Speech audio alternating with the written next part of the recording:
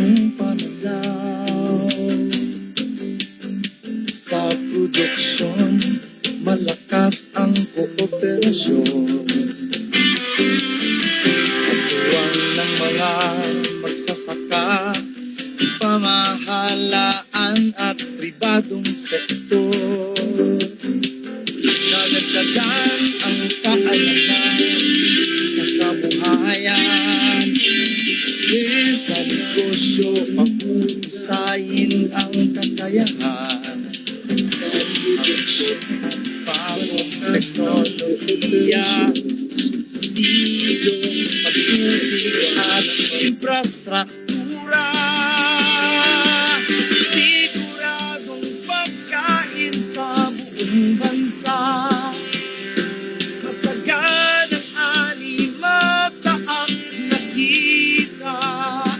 Maunlad na buhay ng mga magsasaka at mga mangingisda. Siguradong pagkain sa buong bansa. Masaganang ani, mataas na kita. Maunlad na buhay ng mga magsasaka at mga mangingisda. Siguradong pagkain sa buong bansa. Masaganang ani, mataas na kita.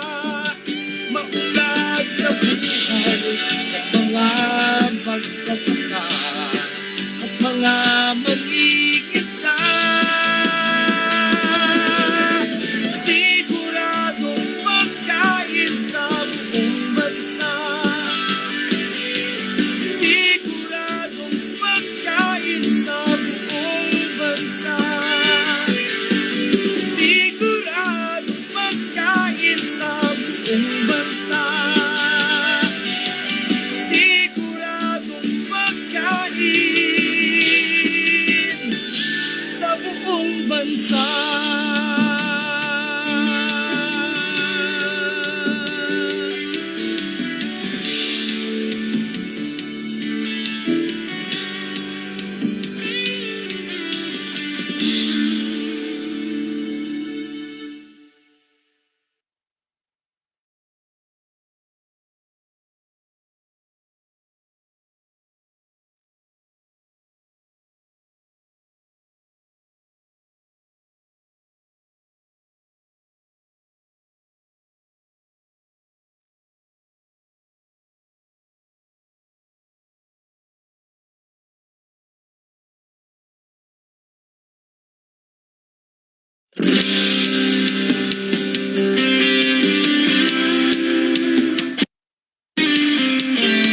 Kwento ng bagong pananaw.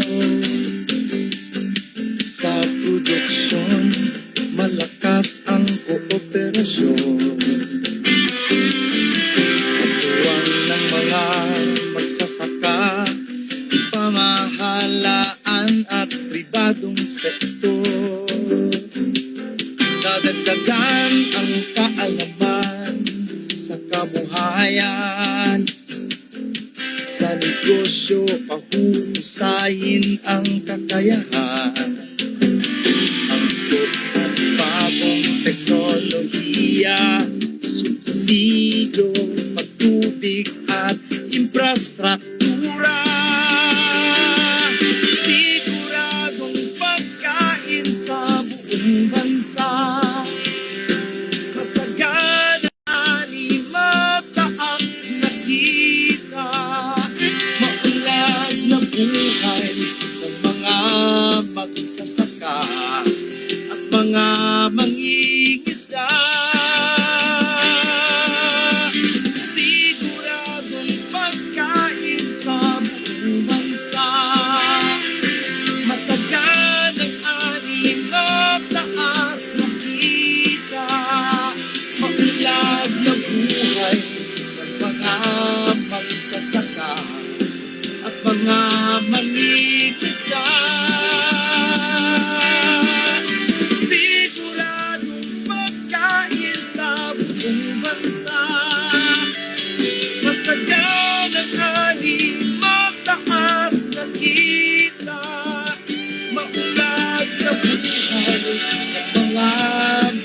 magsasaka at mga mag-iisda.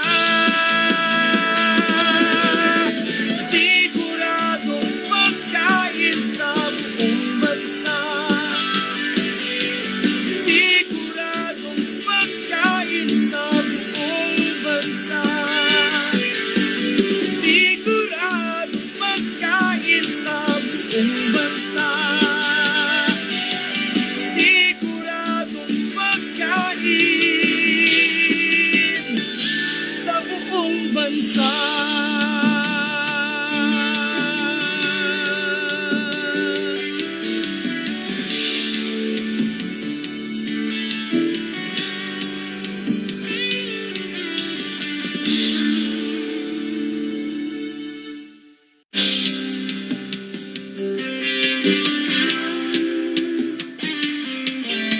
Ito ng bagong pananaw sa produksyon, malakas ang kooperasyon. Katuwang ng mga magsasaka, pamahalaan at pribadong sektor. Dadagdagan ang kaalaman sa kabuhayan.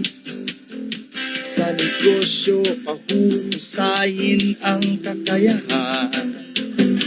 Angkop at bagong teknolohiya, subsidyo, patubig at infrastruktura. Siguradong pagkain sa buong bansa. Masaganang ani, mataas na kita. Maunlad na buhay ng mga magsasaka at mga mangingisda.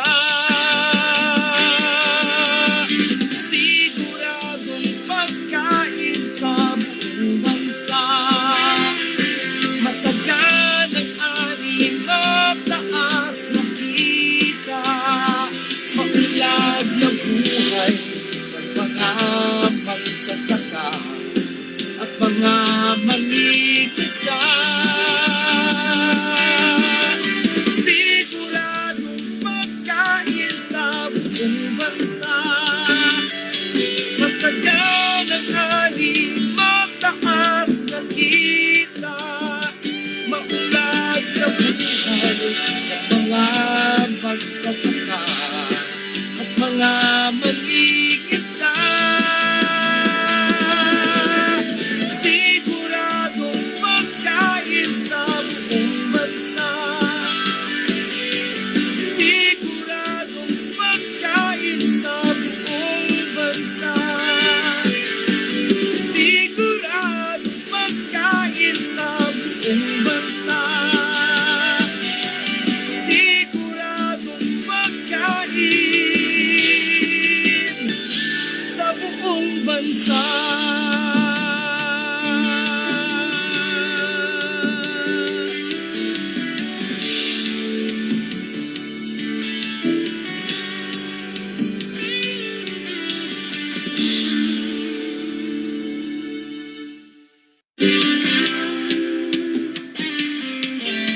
Ito ng bagong pananaw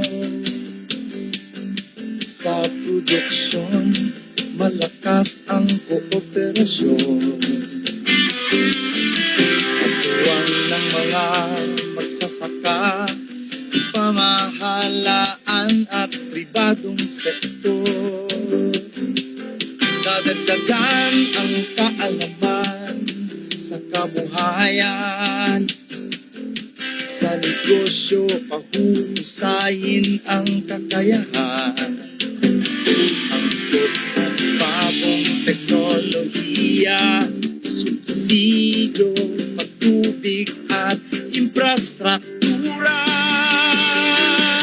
Siguradong pagkain sa buong bansa. Masaganang ani, mataas na kita. Maunlad na buhay ng mga magsasaka at mga mangingisda.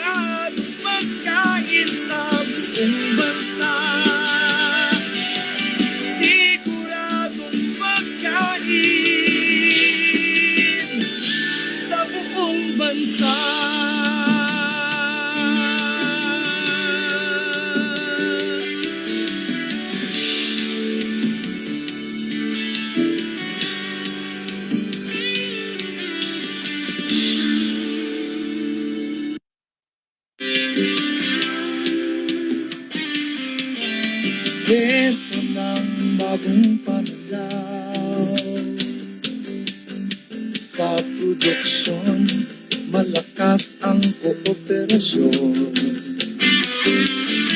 Katuwang ng mga magsasaka, pamahalaan at pribadong sektor. Dadagdagan ang kaalaman sa kabuhayan.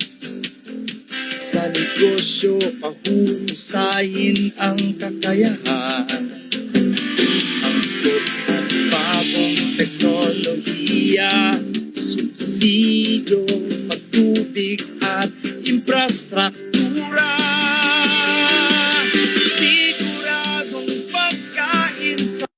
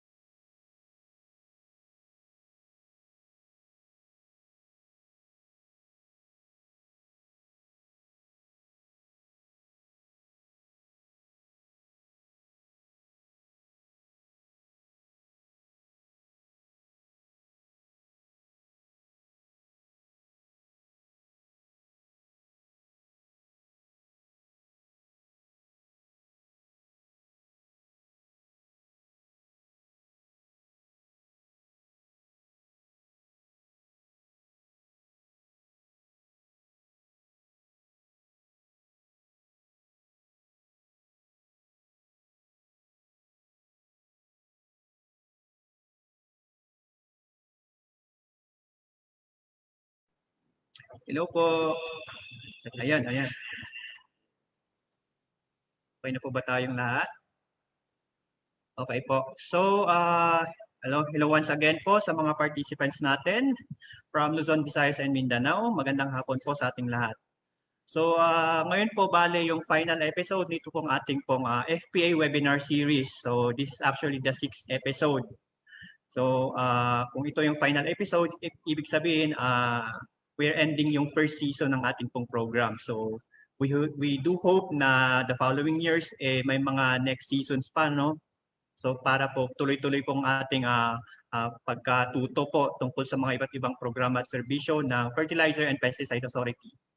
Ayun po. So, we would not be reaching this far, no, nitong 6th episode if without your full participation and support. So, once again po sa mga participants natin na nag-join from the first episode hanggang ngayon, thank you very much po sa inyong lahat. So, once again po, I'm your moderator for this afternoon. I am Ivan Layag po. I am an information officer here at the Fertilizer and Pesticide Authority. For the information of everyone, ayun po, no, this is just a reminder. Our webinar is currently being live streamed through the FPA official Facebook page. And to all our participants, please be informed that our webinar is currently being recorded like what we did in the previous episodes for documentation purposes. So before we will formally begin po, let me share with you first ito pong mga sumusunod na house rules. Una po, we have to choose a quiet location. Second, use of earphones is recommended. Number 3, your microphone and camera are not needed and will remain disabled throughout the duration of the webinar. Number 4, participants may ask questions and raise concerns via the Zoom webinar chat room. Tapos dun sa mga participants natin na nanonood via the live stream, pwede po kayong mag-comment po dun sa mismong live streaming po. Number 5, participate in the Zoom polling sessions and Q&A at the end of the webinar. Number 6 po, to avoid disruption of your participation in this webinar, please ensure that you are connected to at least 5 Mbps bandwidth. Ayun, you may check your internet speed by typing in your web browser fast.com or speedtest.net. Ayan po. So all the presentations that we will be using in this webinar po, we will be uploading that in a Google Drive. So we will be we'll be showing to you yung link po para po ma-access natin yung mga presentations na nagamit. Ayan po. So number 8 po, of course, we need to stay focused and listen. And lastly po, only participants who are able to answer yung pong pre and post evaluation will be given certificates. Ayan po. So, ayun, think ko marami pa rin yung mga nanonood sa atin na fellow FPA employees, both from the central office and regional field units. So, good afternoon po sa inyong lahat, mga ma'am, sirs. Ayan po. So, please be informed din po na we are doing this webinar po in order to achieve the following objectives po. First, we want to promote the different regulatory services of the agency. Secondly, we want to answer and clarify public inquiries and concerns about FPA's mandate and functions and related guidelines issued by the agency. And finally, we encourage the participants to disseminate what they have learned from the webinar. Ayun po. So we expect you na kung ano man yung natutunan nyo from the first episode until now, ayun po, we hope na you will share to others. Ayan. So before we will proceed po dun sa lecture proper, we always do this, no? Tuwing may webinar tayo, in order for us to grasp or gauge yung pong ating pong level of knowledge and understanding doon po sa magiging topic natin. And of course, in order for us as your facilitators to know about you as the participants. Ayan po. So, and may we, yan po. So kindly answer po ito pong ating pong pre-evaluation. Maybe we can do this for ano to, this 50%, more than 50% of the participants should answer this bago natin stop. So at least we should do this for 3 minutes, I think. 2 minutes, pwede matapos to. Po. So for the participants, we ask your cooperation and participation for the polling sessions.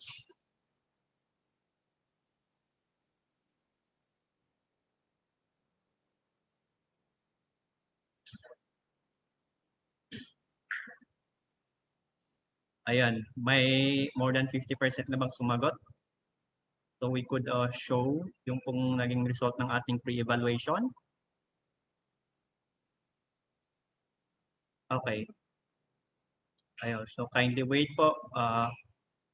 Ayan, so based on dun sa result ng ating pre-evaluation, ayan, same result nung gaya lang din ng mga previous episodes natin. Many said that they came from the National Capital Region. Ayun, second to the ano ngayon yung mga participants natin from Mindanao. Ayun, so marami tayong mga kasamaan from Mindanao. Ayun. And I think yung mga kasamaan natin from the FPA na based dyan sa Mindanao area, no, marami sila ngayon. So yun si Sir Kerubin, ayan, Ma'am Alita, dyan din ata.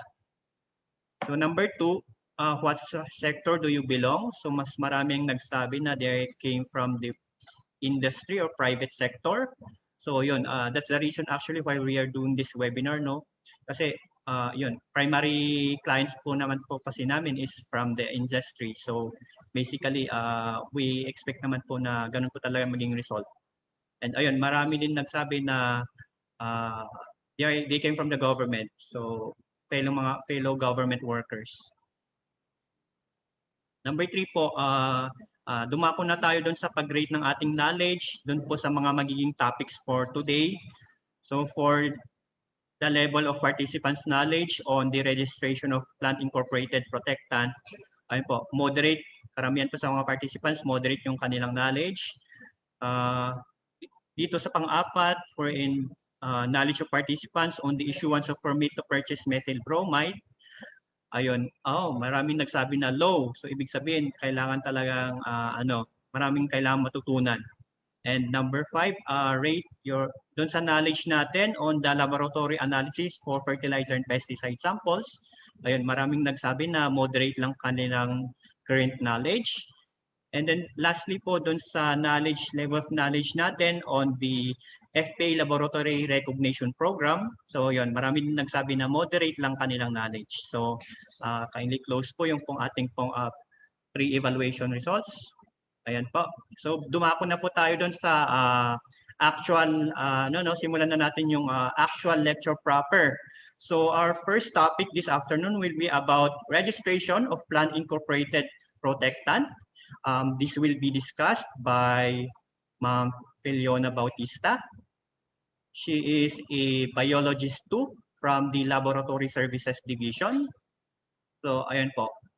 Ayun, may prepared po na pre-recorded video for her lecture po. So kindly wait while we are going to present po yung pong video na po.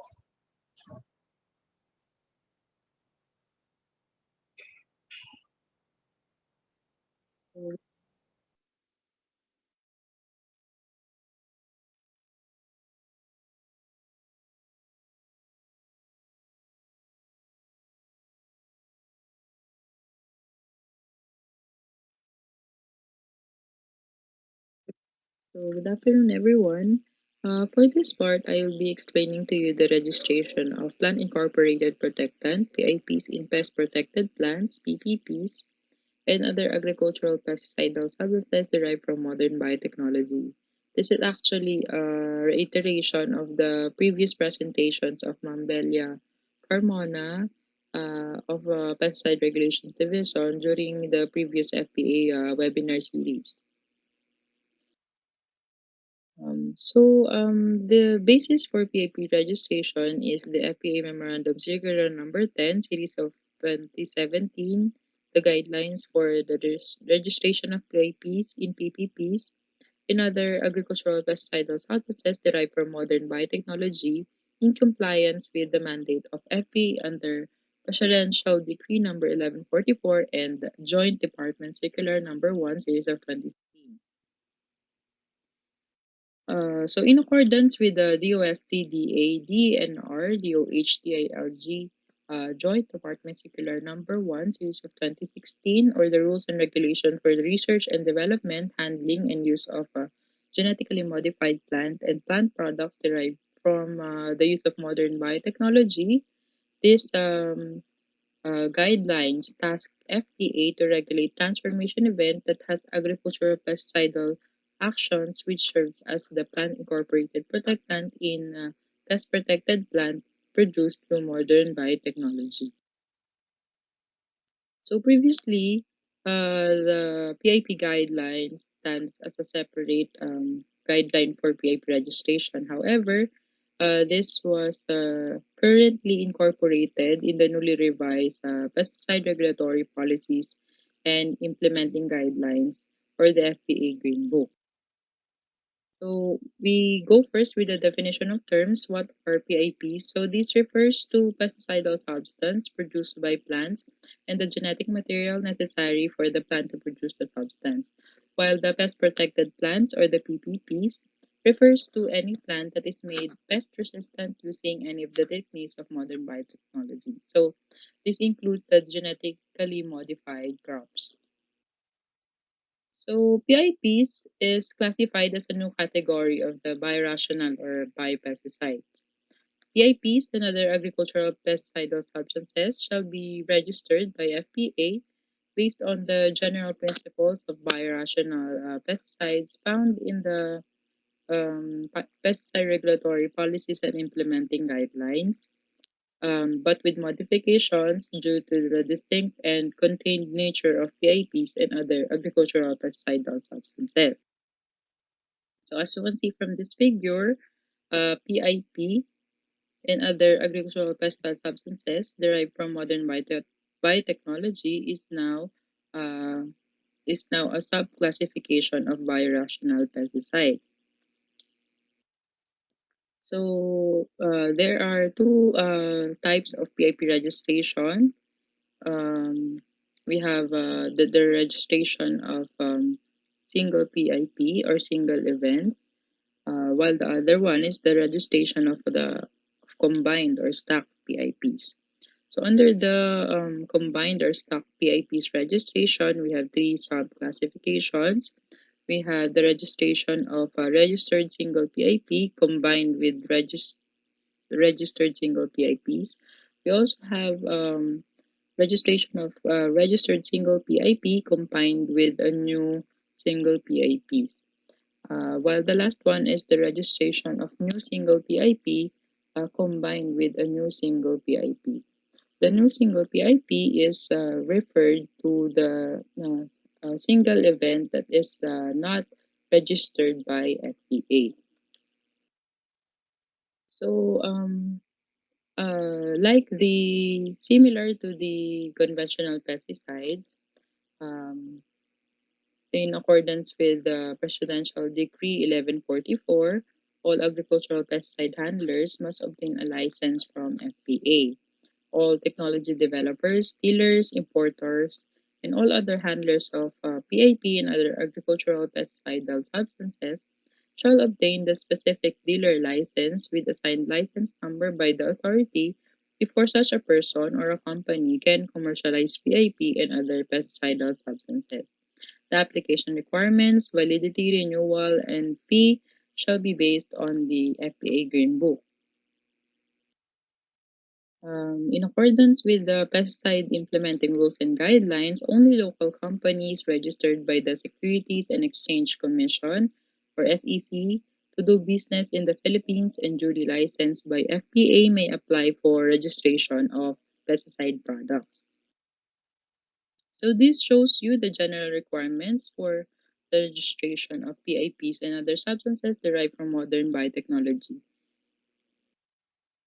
So in details, the general data requirements for registration of PIP product are as follows. First is approach to testing.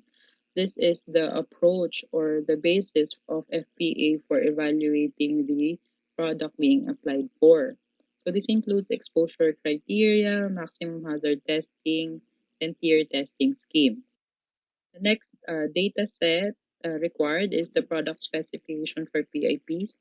This includes product identity, confidential statement of formula, information ingredient, transformation process, purification process, um, discussion on the formation on unintentional ingredients, and the physical and chemical properties of the PI. Next set is the toxicology data. This includes studies such as acute toxicity, acute thermal toxicity, acute inhalation toxicity studies, and many more. Next data requirement is the protein expression levels of the PIP inedible portion of the pest protected plants. Next is the non-target effect testing, which assess the potentially risk of PIP to terrestrial wildlife, aquatic animals, non-target plants, and non-target insects. Also, we have as a requirement the environmental fate of PIP, which shows the expected fate of PIP and its effect to the environment. And lastly, we have as a requirement is the product performance or the bioefficacy data requirement, which ensures that the PIP in the PPP will perform as indicated in the label against the intended pests. So this shows you the process flow for PIP registration. We actually have two parts. So first part is the part one application for experimental use permit. So for application for EUP, we have three sub processes. We have application for status report for EUP. Then we have compliance evaluation report, and then we have the application for the actual experimental use permit. Then the second part for PIP product registration is the application for the certificate of product registration, which also has three sub processes, which includes the issuance of status report, compliance evaluation report, and the issuance of the certificate of product registration. We now go to the part one of for the application for it. So, as a review, what is experimental use permit? Pesticide products, chemicals, and biorationals intended for the registration shall be tested for efficacy under local conditions. For field testing necessary to generate data for registration purposes or other uses, EUP shall be applied for, and under no circumstance shall the test be conducted without the approved EUP.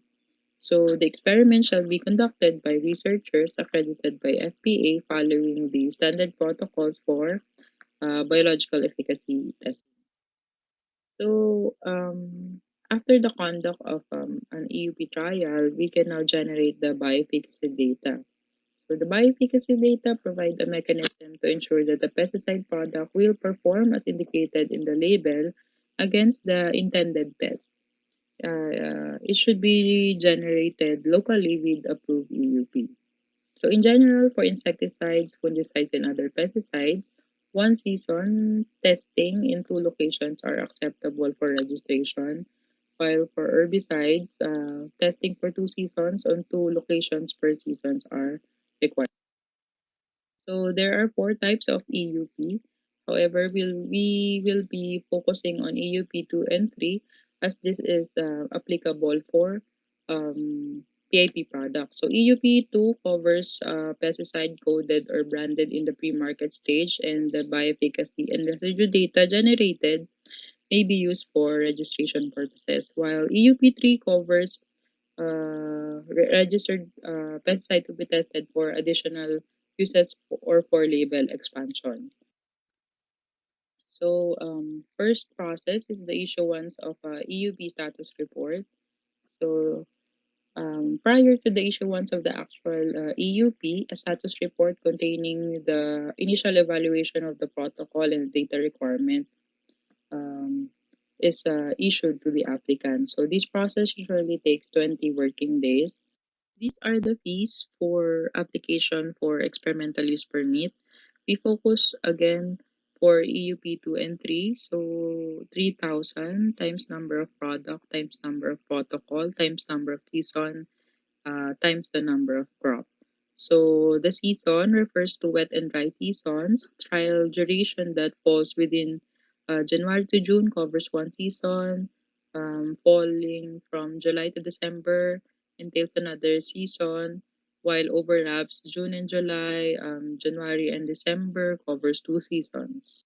So these are the requirements for the issuance of a status report for EUP.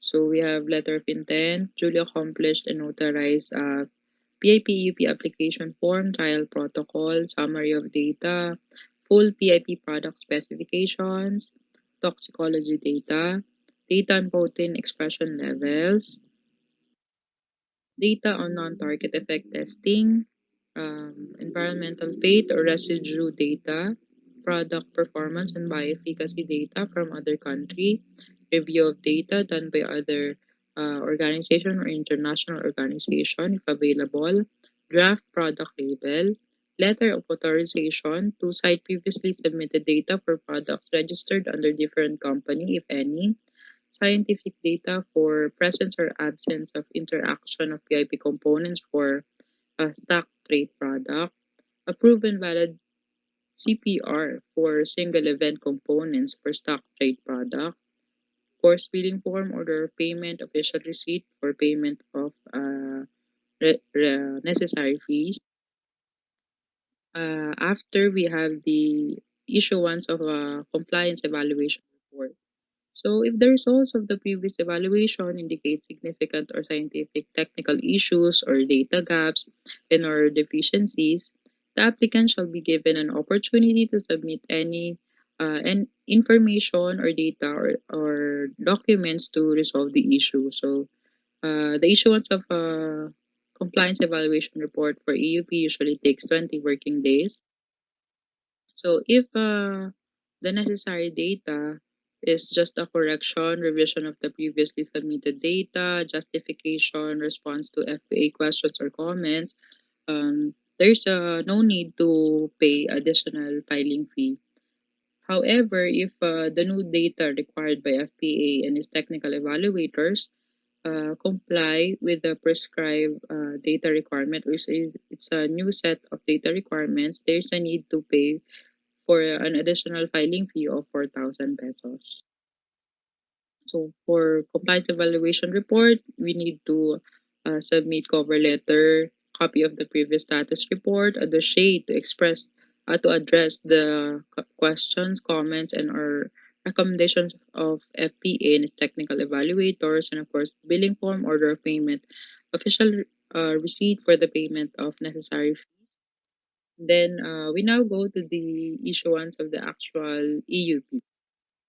So EUP is issued to registrants prior to conduct of any local field trials, which shall be done by FPA accredited researchers following the FPA approved protocols. So the issuance of the actual EUP usually takes 7 working days. So for Part C, issuance of EUP, these are the requirements.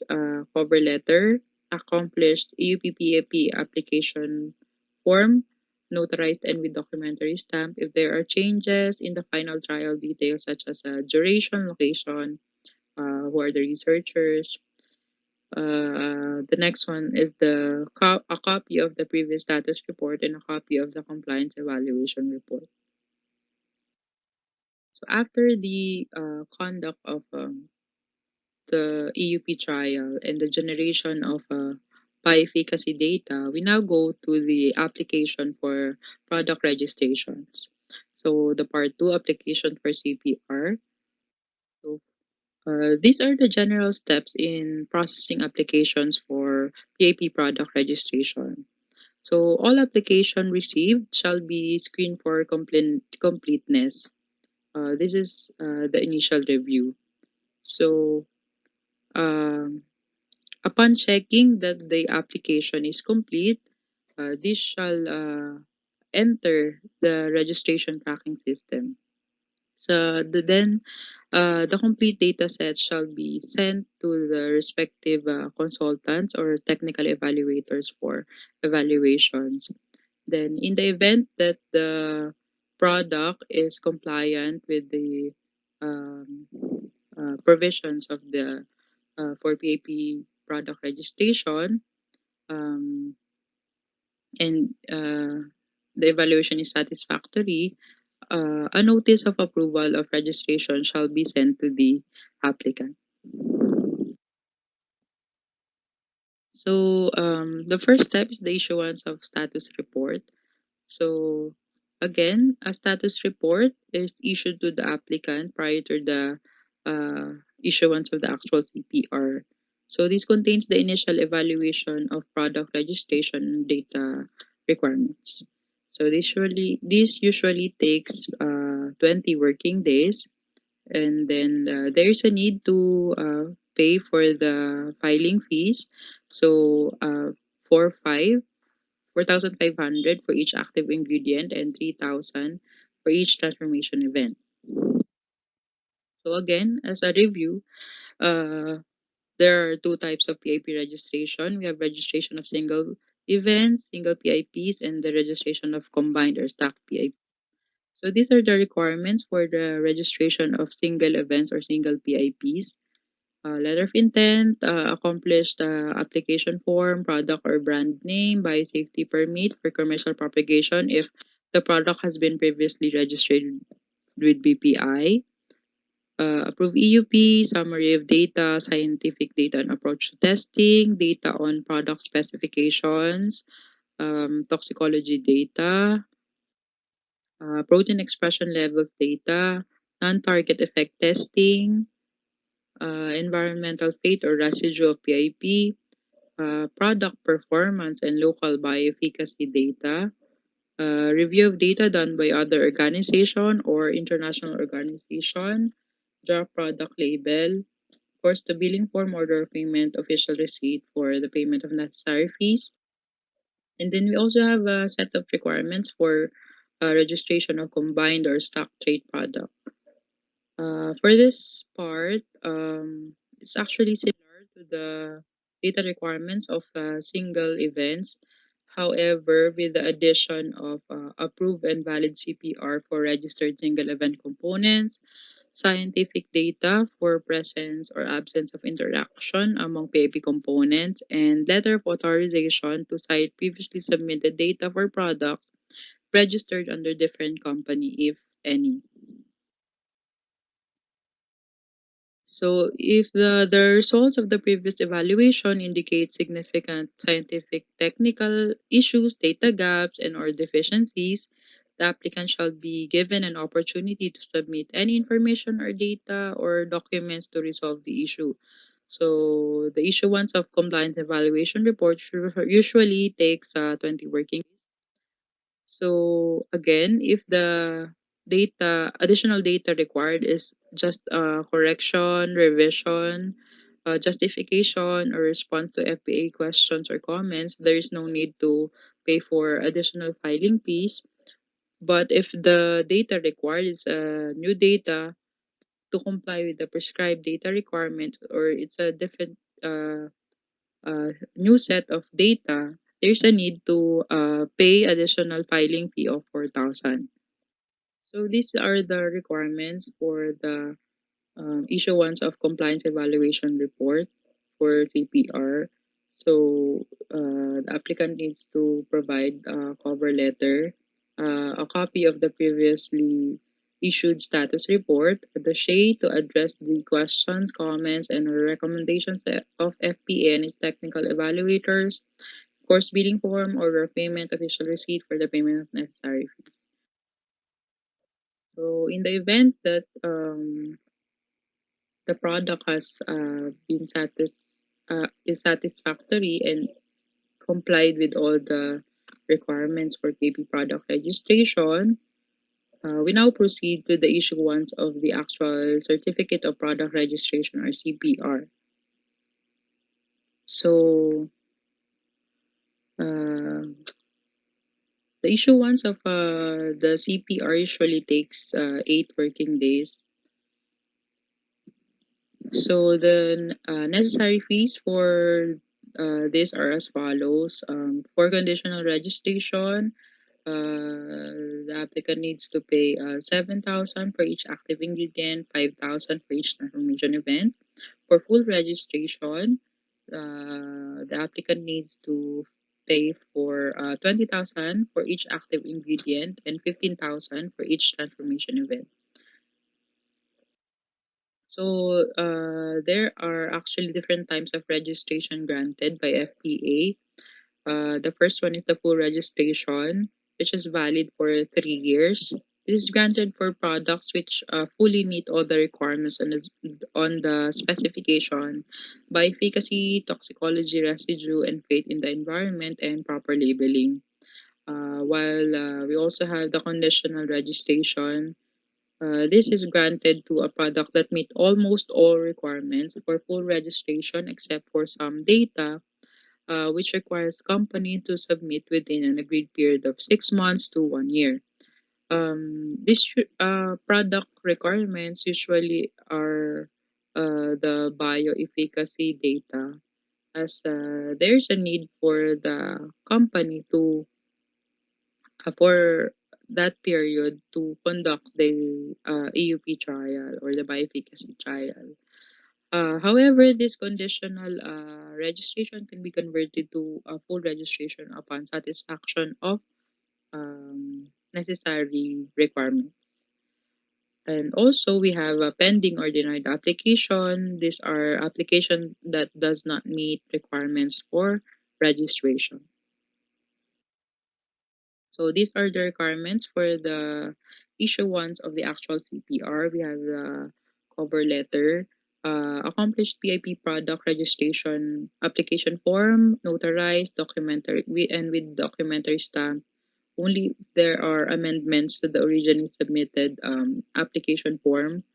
A copy of the previously issued status report, compliance evaluation report, and proof of publication of application form in 3 newspapers of general circulation within 60 days and to be uploaded in the FPA website. And of course, the billing form, order of payment, and official receipt for the payment of the registration fees.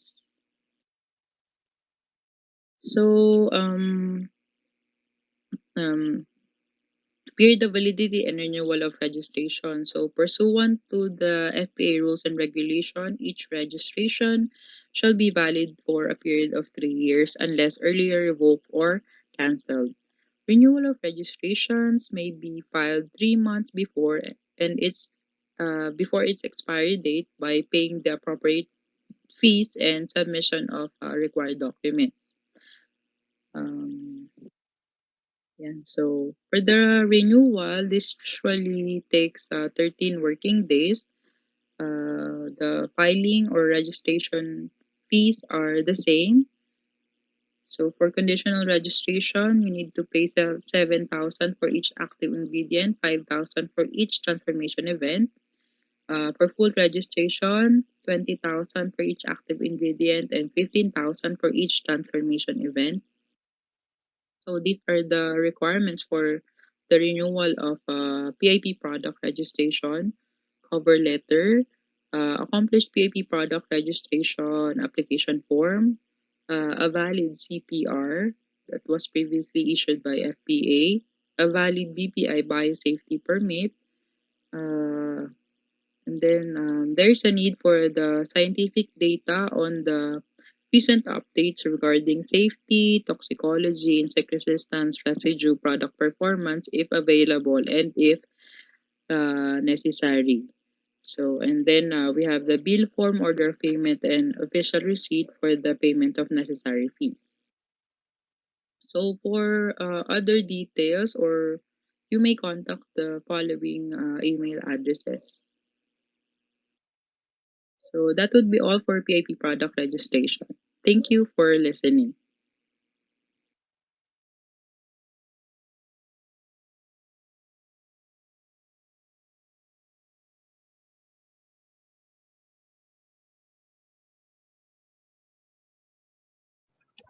Ayan, so thank you very much.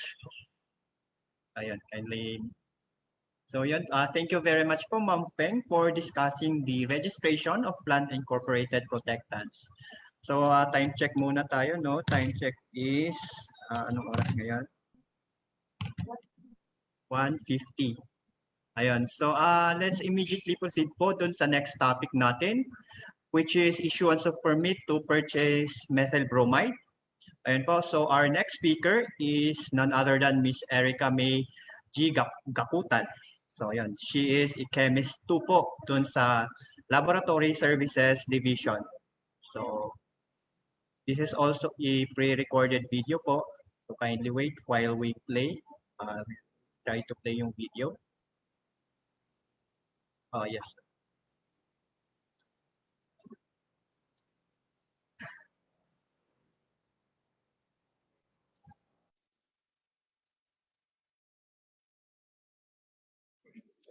Ayun, so good afternoon po no, sa mga viewers po natin for today's FPA webinar. So we will be presenting on the Memorandum Circular Number 3, Series of 2017, which is the Guidelines for Methyl Bromide Transaction.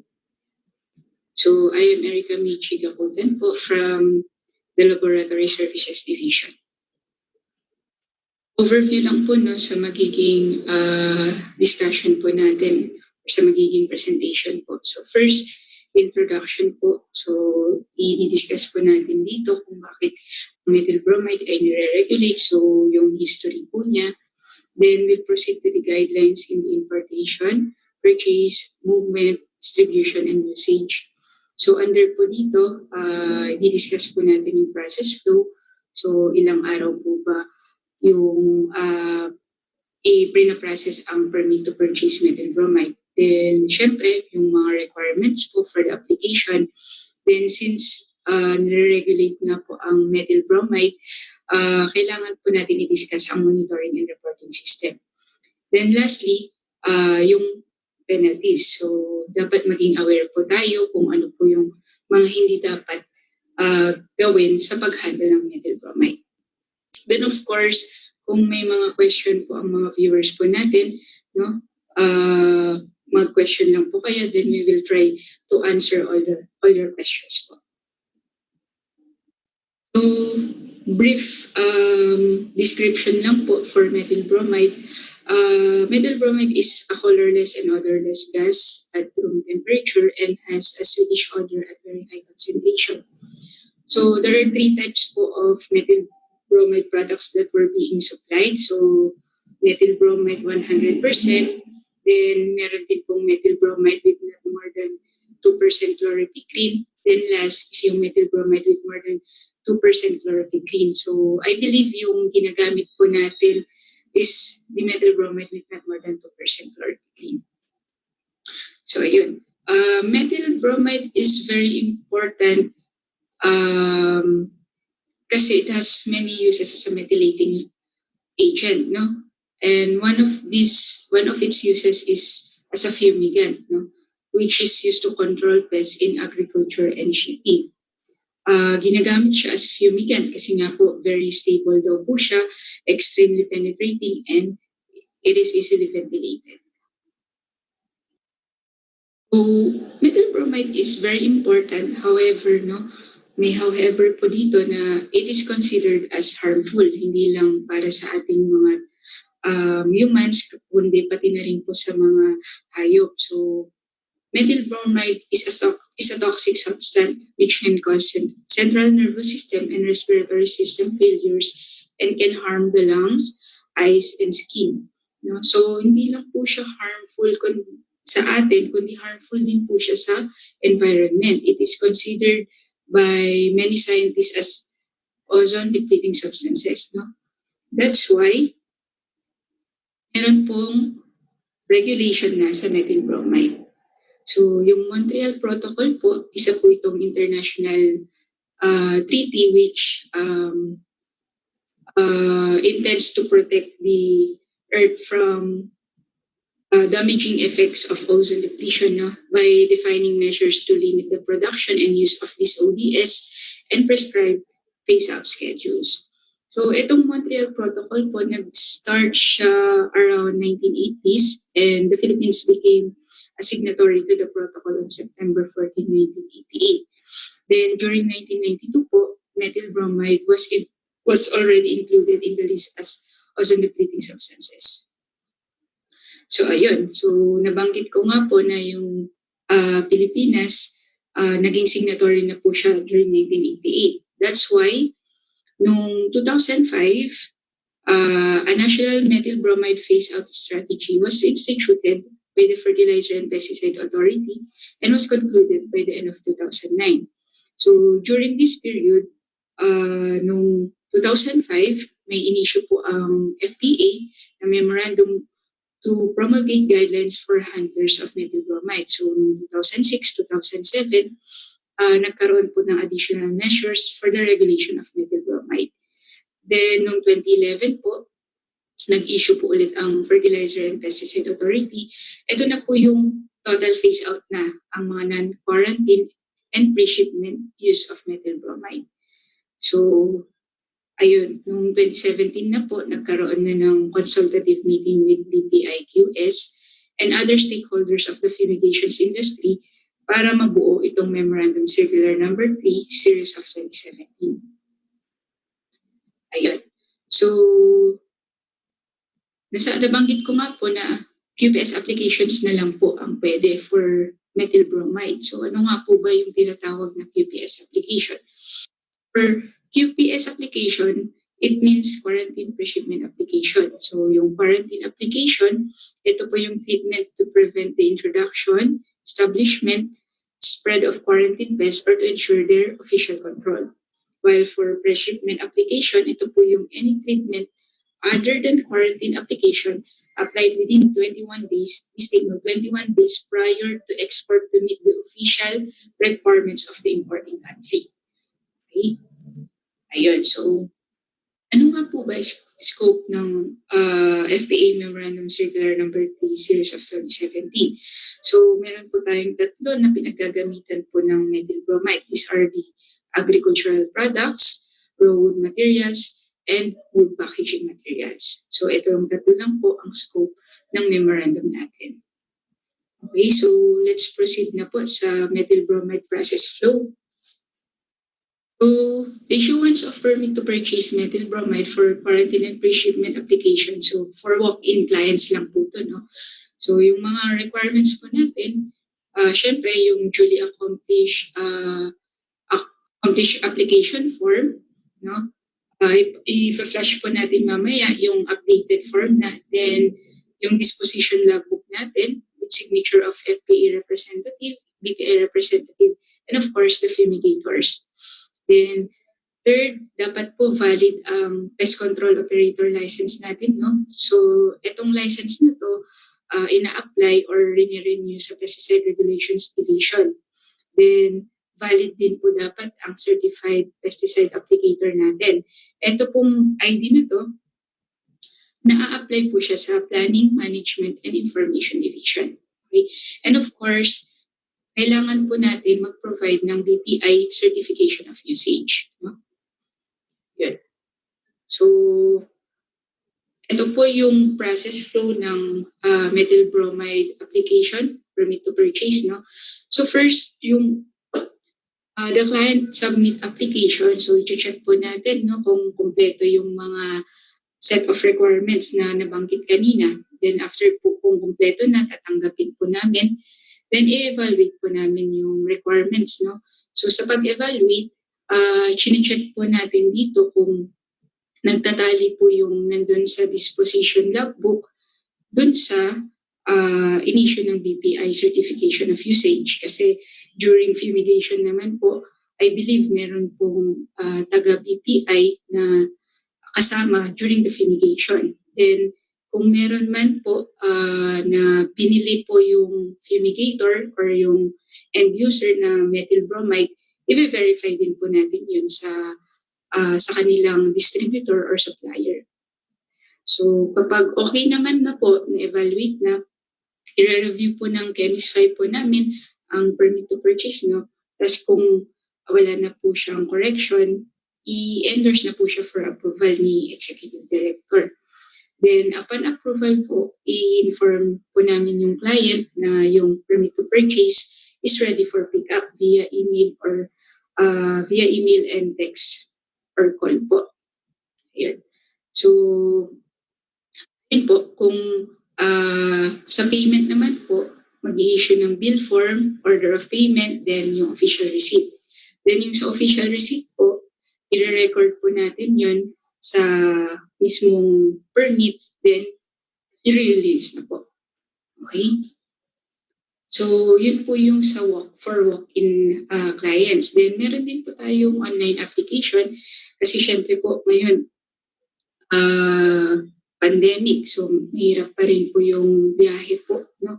From province papunta dito. So, meron po tayong online application. Then, of course, ginagamit din usually ang online application sa mga fumigators natin, no, sa Mindanao, sa Cebu, kung na malayo. No? So yung set of requirements lang po is same lang din po sa walk-in clients. However po, yun nga po, since online po siya, isasubmit yung application online. Then, same process po ng evaluation. Yung pag-release lang po ng permit, dun lang po tayo magkaiba, no? Kasi yung walk-in, kinukuha siya sa mismong central. For the online application, so kung gusto nyo kunin po, no? Or i-claim yung permit to purchase ninyo po sa malapit na regional office natin, pwede po yun. Isisend po namin yun, yung scanned copy sa regional office namin. Then, sa FPA regional office, sila na po yung magpo-provide ng copy. Then yung original copy po, i-send lang namin via our through courier po. Okay? Ayan. So, ito na po yung bagong form natin or updated form ng permit to purchase methyl bromide. No? gusto ko lang pong i-note dito yung explanation box, no? Dito sa details on permit to purchase methyl bromide. Nakalagay po dito, explanation is needed if the requested quantity is greater than the average monthly use, no? So, since months po yung permit natin, so, yung ginagawa dito, yung recent 6 months ninyo, chine-check po namin. So, for example, yung recent 6 months ninyo, ang nagamit nyo is around 1,000 cans. Then, nag-request po kayo ng 2,000 cans kasi nga ina-anticipate nyo na biglang baka mamaya may increase in fumigation kayo, no? So, isusulit lang po natin kung doon na meron pong increase in fumigation sa explanation box. Okay? So, ayun, yung proceed naman din po tayo sa guidelines or entries in logbook. Ano nga po ba dapat natin makita sa mga logbook natin, no? So, all importer distributors, users, applicators are required to maintain a logbook which shows the details of all incoming and outgoing methyl bromide transactions. So the first transaction of the month shall be placed in a new page. So every month po, different page po dapat, hindi po siya tuloy-tuloy. The beginning inventory of methyl bromide shall be placed on the upper right portion of the said new page. So at the end of the month, ganun din po, kailangan makita din po natin yung balance, no, at the end of the month. Then a certification signed by authorized representative shall be reflected at the end of every month. So, pwede po yung fumigator. Ayan. So, ito, parang summary lang po, no, sa yung entries sa logbook natin. So, pakinote na lang po, no. So, for purchases, kailangan po namin makita dito yung, of course, yung permit to purchase methyl bromide number, yung issuance ng permit, yung quantity allowed doon sa permit, then for that month, kung ilan yung pinurchase nyo, at syempre yung name of the distributor. So for application po, yung sa customer po, date of fumigation, kailangan din po, importante to, goods or products fumigated. No? So dapat yung nandun lang po sa scope natin kanina ang makikita dito. Then volume of goods, products fumigated. Then station port, place of fumigation, quantity used in cans. Then, syempre, kailangan po dun sa logbook merong pirmado yung logbook po natin sa mga PPA inspectors natin, no, who supervise the fumigation or application. Okay? Yan. So, since yung methyl bromide nga po ay nire-regulate, paano nga po ba yung monitoring and reporting system niya, no? So, logbook should be presented for monitoring and checking and validation monthly in their respective FPA regional office. So, FPA regional officer shall sign the logbook once validated or checked. So, please take note po, monthly dapat po natin siya pinapacheck sa FPA regional office natin. And for consolidation and record purposes, certified copies of the validated logbooks shall be submitted to FPA central office. Okay? Ayun, so sa movement po, all lending and borrowing of methyl bromide shall be authorized by the Fertilizer and Pesticide Authority. Requests shall be received by the FPA, please note, 5 working days prior to its use or application. No? So meron din po tayong ini-issue na permit to borrow methyl bromide. Ito po kapag may emergency na. So for example, malayo po kayo sa distributor, sabihin natin sa Mindanao, tapos naubusan po ng stock ang distributor nyo, so wala po kayong gagamitin. Pwede po tayong mag-request ng permit to borrow. Kaya lang po, kailangan nyo pong mag-write ng letter of intent, no, or request letter na humingi po kayo ng permit na mag-borrow. Ayun. So, nakalagay po doon kung ilan po yung cans na ibaborrow po ninyo, and kindly state na rin po kung ano po yung reason. Okay? Distribution po. So, distribution naman po, all importer, distributors of methyl bromide should sell only to FPA licensed pest control operators with appropriate permit to purchase issued by the FPA. So, pakinote lang po, no, mga importer distributors natin na ang permit po natin, hindi po siya valid kapag walang FPA seal. Same is true po sa permit to borrow. So kapag wala pong FPA seal, hindi po yun siya valid. Okay? So, ayan. So, last po sa penalties. No? Basahin ko lang po.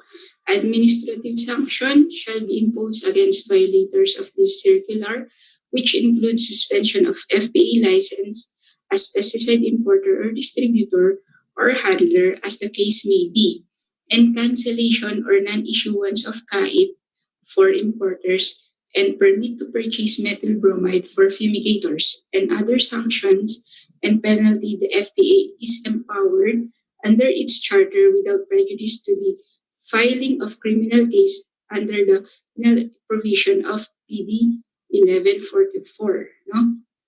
Additional penalty of 5,000 per can shall be imposed in the following violation. So please note po to. Leakage of methyl bromide from stock due to negligence of owner.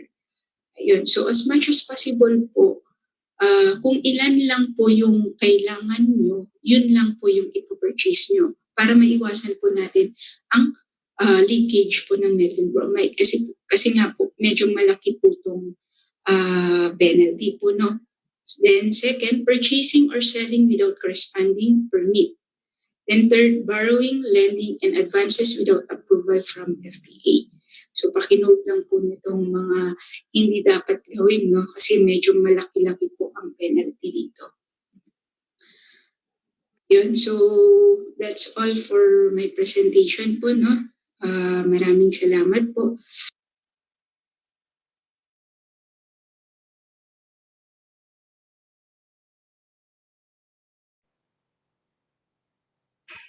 Ayun, so thank you po Ma'am Erica for discussing the issuance of permit to purchase methyl bromide. So sa mga participants po natin here in Zoom, we are down na po dun sa pangatlong topic natin, which is about laboratory analysis for fertilizer samples. So before that, kumusta po kayong lahat? Kaya pa ba? Time check po muna tayo. Ayun, so 2 o'clock na po. 2:10. 2:10 po dito sa aking pong phone. So para po hindi po tayo tumagal. Ayun, so our next speaker will be Sir Paul Christian J. Berfuega. Tama ba pagkaka-pronounce ko nun, Sir Paul? He is a chemistry po dun sa Laboratory Services Division. So this is also a pre-recorded video po. Kindly wait while we're about to present po yung video niya.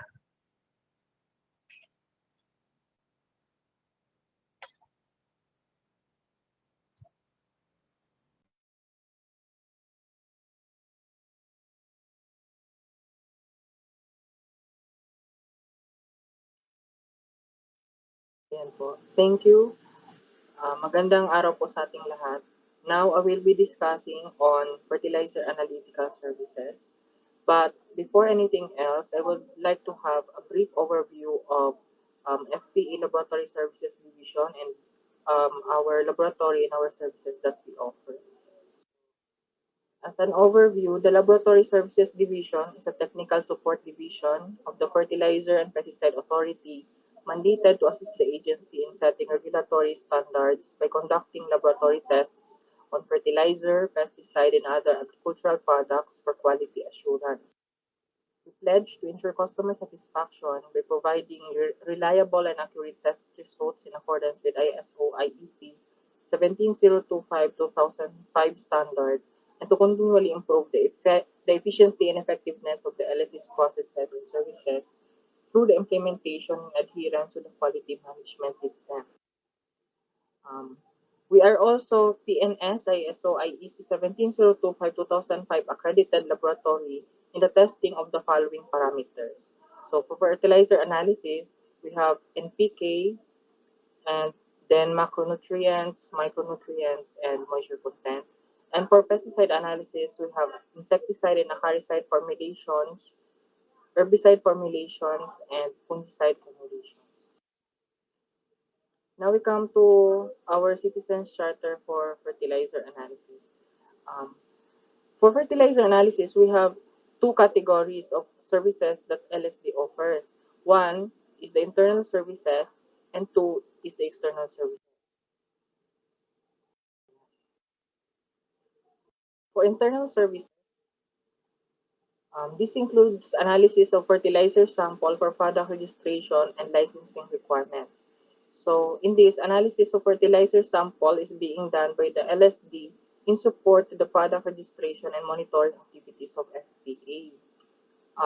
For this, our client will be the Fertilizer Regulations Division. Um, our external clients will be coming to FRD, and FRD will receive the samples, and from FRD, sila yung mag-i-endorse sa LSD ng mga samples nila. Then, under this, we have the following requirements. So one is the request for analysis form. Then, fertilizer sample must be minimum of 500 grams for solid organic, 250 grams for solid inorganic, and 500 ml for liquid organic or inorganic. So we must take note of this quantity. As much as possible, we require that you submit to us this minimum amount of sample since this has been statistically determined. Okay. Then safety data sheets for new imported fertilizer as applicable, one photocopy, and then analytical testing procedures. If there is no available method in LSD, this is upon checking of the capability of the laboratory, and then analytical standards, including a certificate of analysis, if you opt for your method to be conducted. So this is specifically done sa mga plant growth regulators. So this is our fertilizer request for analysis form, just in case you would like to be acquainted. Nakalagay na po dyan yung mga analysis and then yung kanyang respective price and other information na necessary po sa inyong request.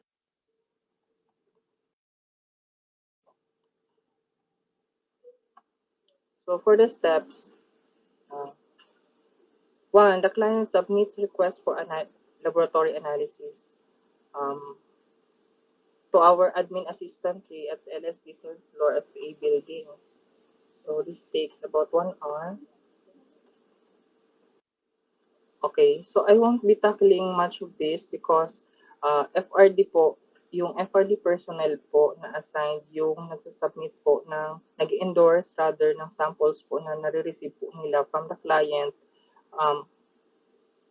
opting for registration or for monitoring po dito sa LSD mismo. So, ipa-flash ko na lang po yung steps so that you are acquainted kung ano yung processes na pinagdadaanan po ng inyong request. So, ayan. So, for this internal services, it will take 20 days, 20 working days from receiving of sample up to releasing of results. So,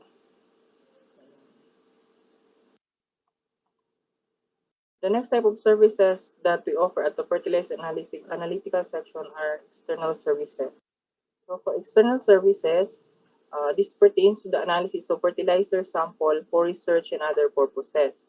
The Laboratory Services Division conducts various laboratory analyses in support to research on fertilizer by high school, undergraduate, and graduate students as well as the agricultural researchers.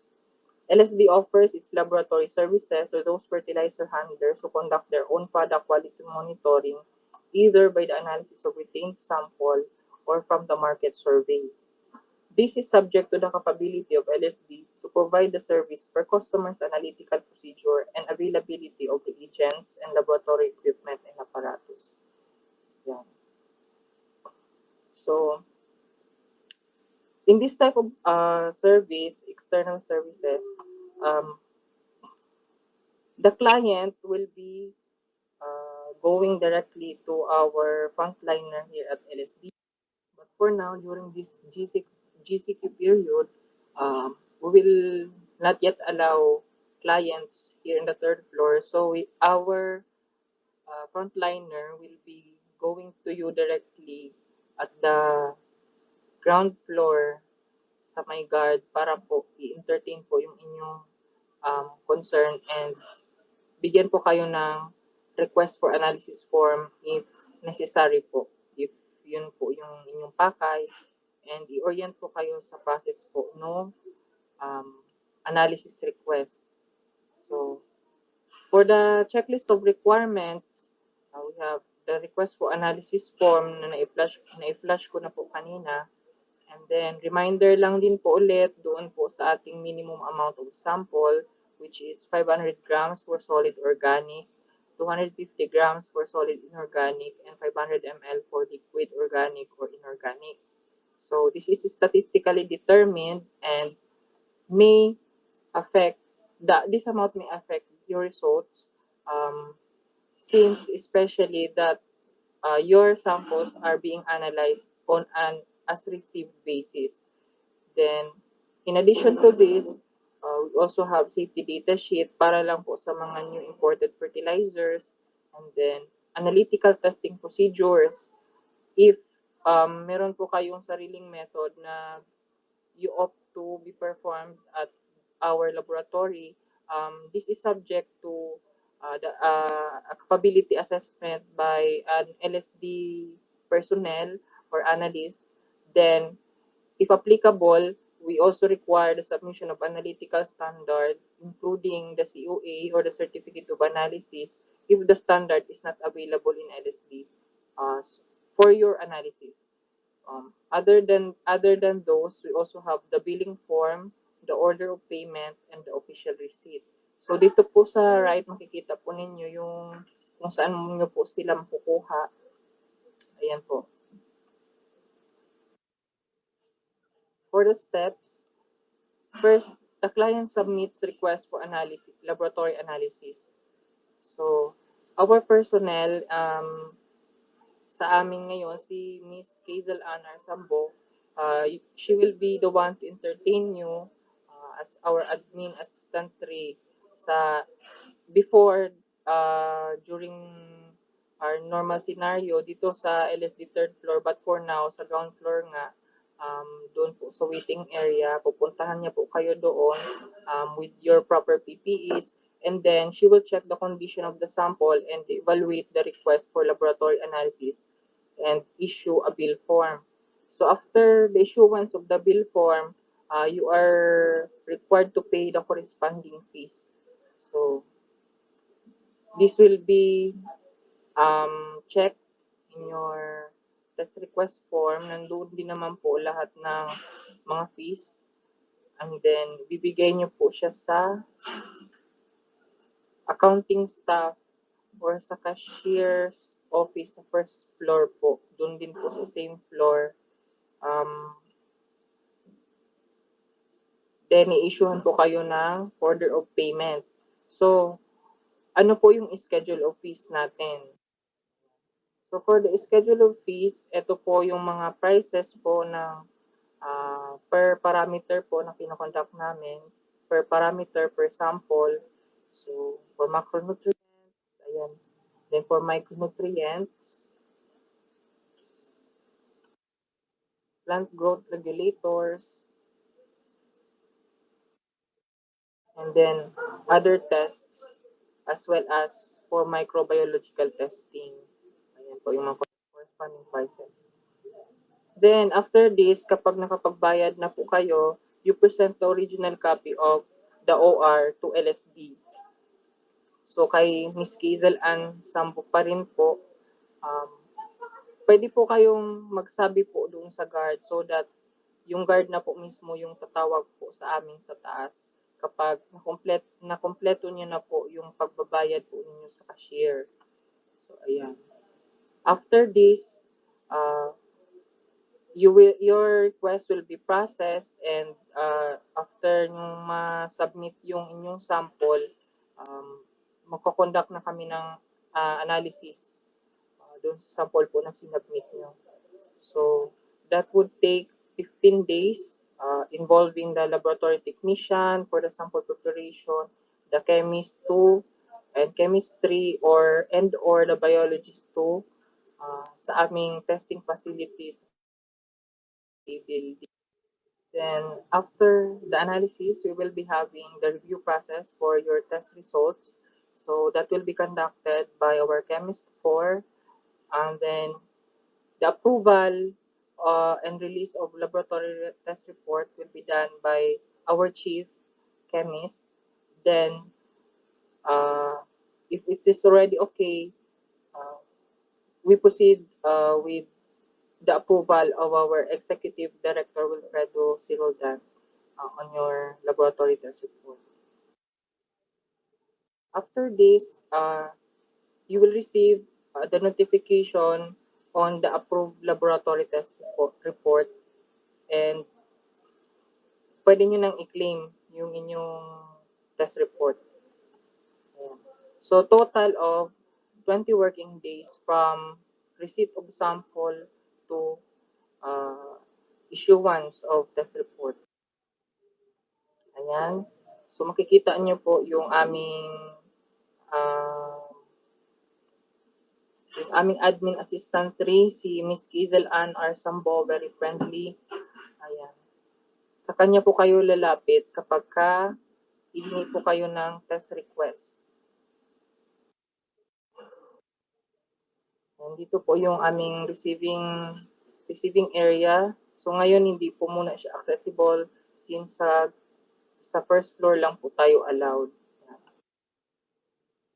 Now, we proceed to the guidance on the interpretation of test results. So this is actually a part of the presentation of Mr. Marlo B. Debloy of the FRD. He is a senior agriculturist at the FRD. If you may remember, or if you have participated or watched the previous webinar, he discussed on fertilizer regulation division's processes, and this one is already included in his presentation. Actually, this is a part of the presentation itself. Now, we are including this so that you are guided on what your test results mean. So in case you are someone, representative of a company, or someone who is interested on developing a specific kind of fertilizer and having your samples tested from in our laboratory facility, you may be guided on what your test results really mean. So this is just a refresher. Yan. For confirmatory test results, meron po tayong allowed tolerance level. So for inorganic fertilizer and fortified organic fertilizers, the permissible minimum tolerance from the guaranteed nutrient shall not be less than 98% and shall not exceed 2% units for each declared nutrient. So, ito po yung pinagbabasihan nila ng kanilang evaluation po sa data po na nare-receive nila galing sa amin. So, if nakikita po ninyo yung inyong data, malalaman nyo po if pasado siya or hindi siya pasado. Then for plant growth regulators and biostimulants, we have the following permissible tolerance. Please take note na lang din po. And then for heavy metals, so newly included po siya, we have the allowable levels of heavy metals in fertilizers. So this was already discussed, so I won't delve on this anymore. Pina-flash ko na lang po siya so that you will be guided. So that ends my presentation. I hope you gained some knowledge on fertilizer analytical services and our processes here at FPA Laboratory Services Division. So if there are any other questions and clarifications, you may do so at the end of this webinar. Thank you very much.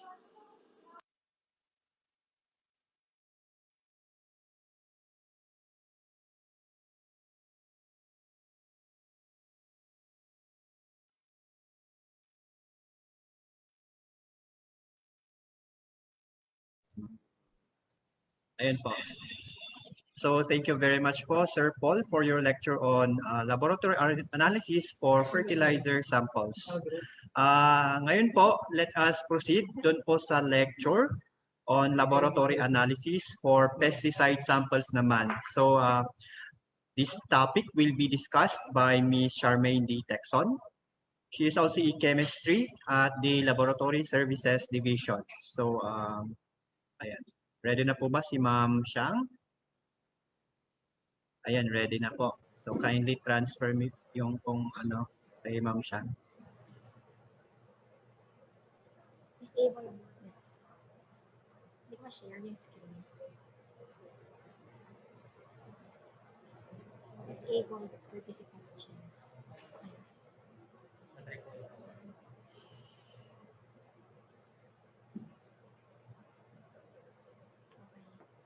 Start na. So, good afternoon po sa lahat. Similar lang po din sa process ng analysis of fertilizer sample. Meron din po kami internal and external services po for the analysis of pesticide samples. So, hindi ko na po masyadong i-elaborate ulit yung overview nung sa LSD since na-discuss na siya ni Sir Paul kanina. So next po, so I would like po to reiterate nga po na yung LSD po provides laboratory testing service po to support the product registration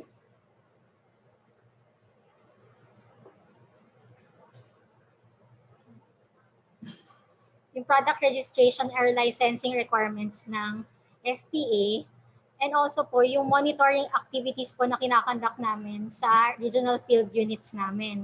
We also conduct analysis rin po for those interested nga po to research on pesticides and for other purposes po such as yung sa product quality monitoring ng ating mga pesticide handlers. For example po, if they want to confirm yung product specific, kung nagko-comply pa sa product specifications yung mga product nila sa market survey nila. So, pwede po nilang ipa-analyze sa amin yun.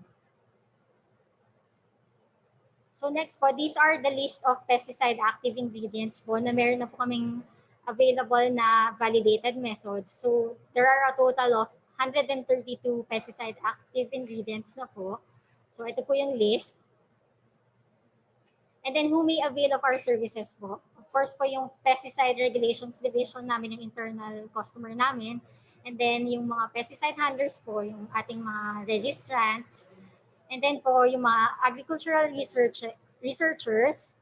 And then yung mga students po who are conducting research nga po on pesticides. So pwedeng high school students, graduate students, or college students po. So pwede po sila mag-avail ng aming services. So ano po yung mga requirements dun sa analysis po ng pesticide? So first and foremost po, syempre yung request for analysis form. So ito po yung aming request for analysis for the pesticide. Reminder lang po sa pag-fill up po ng ating request for kindly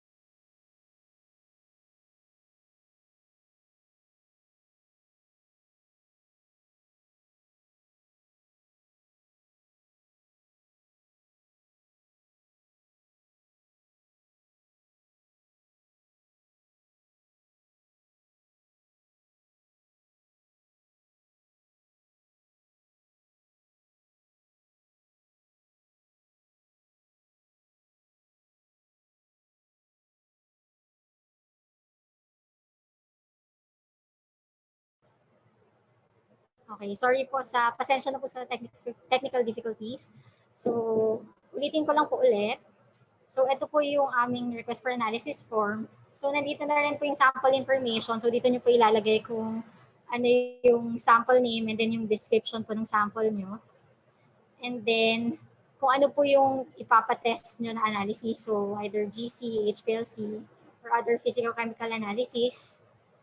And then, nandito po yung terms and conditions namin for the request for analysis.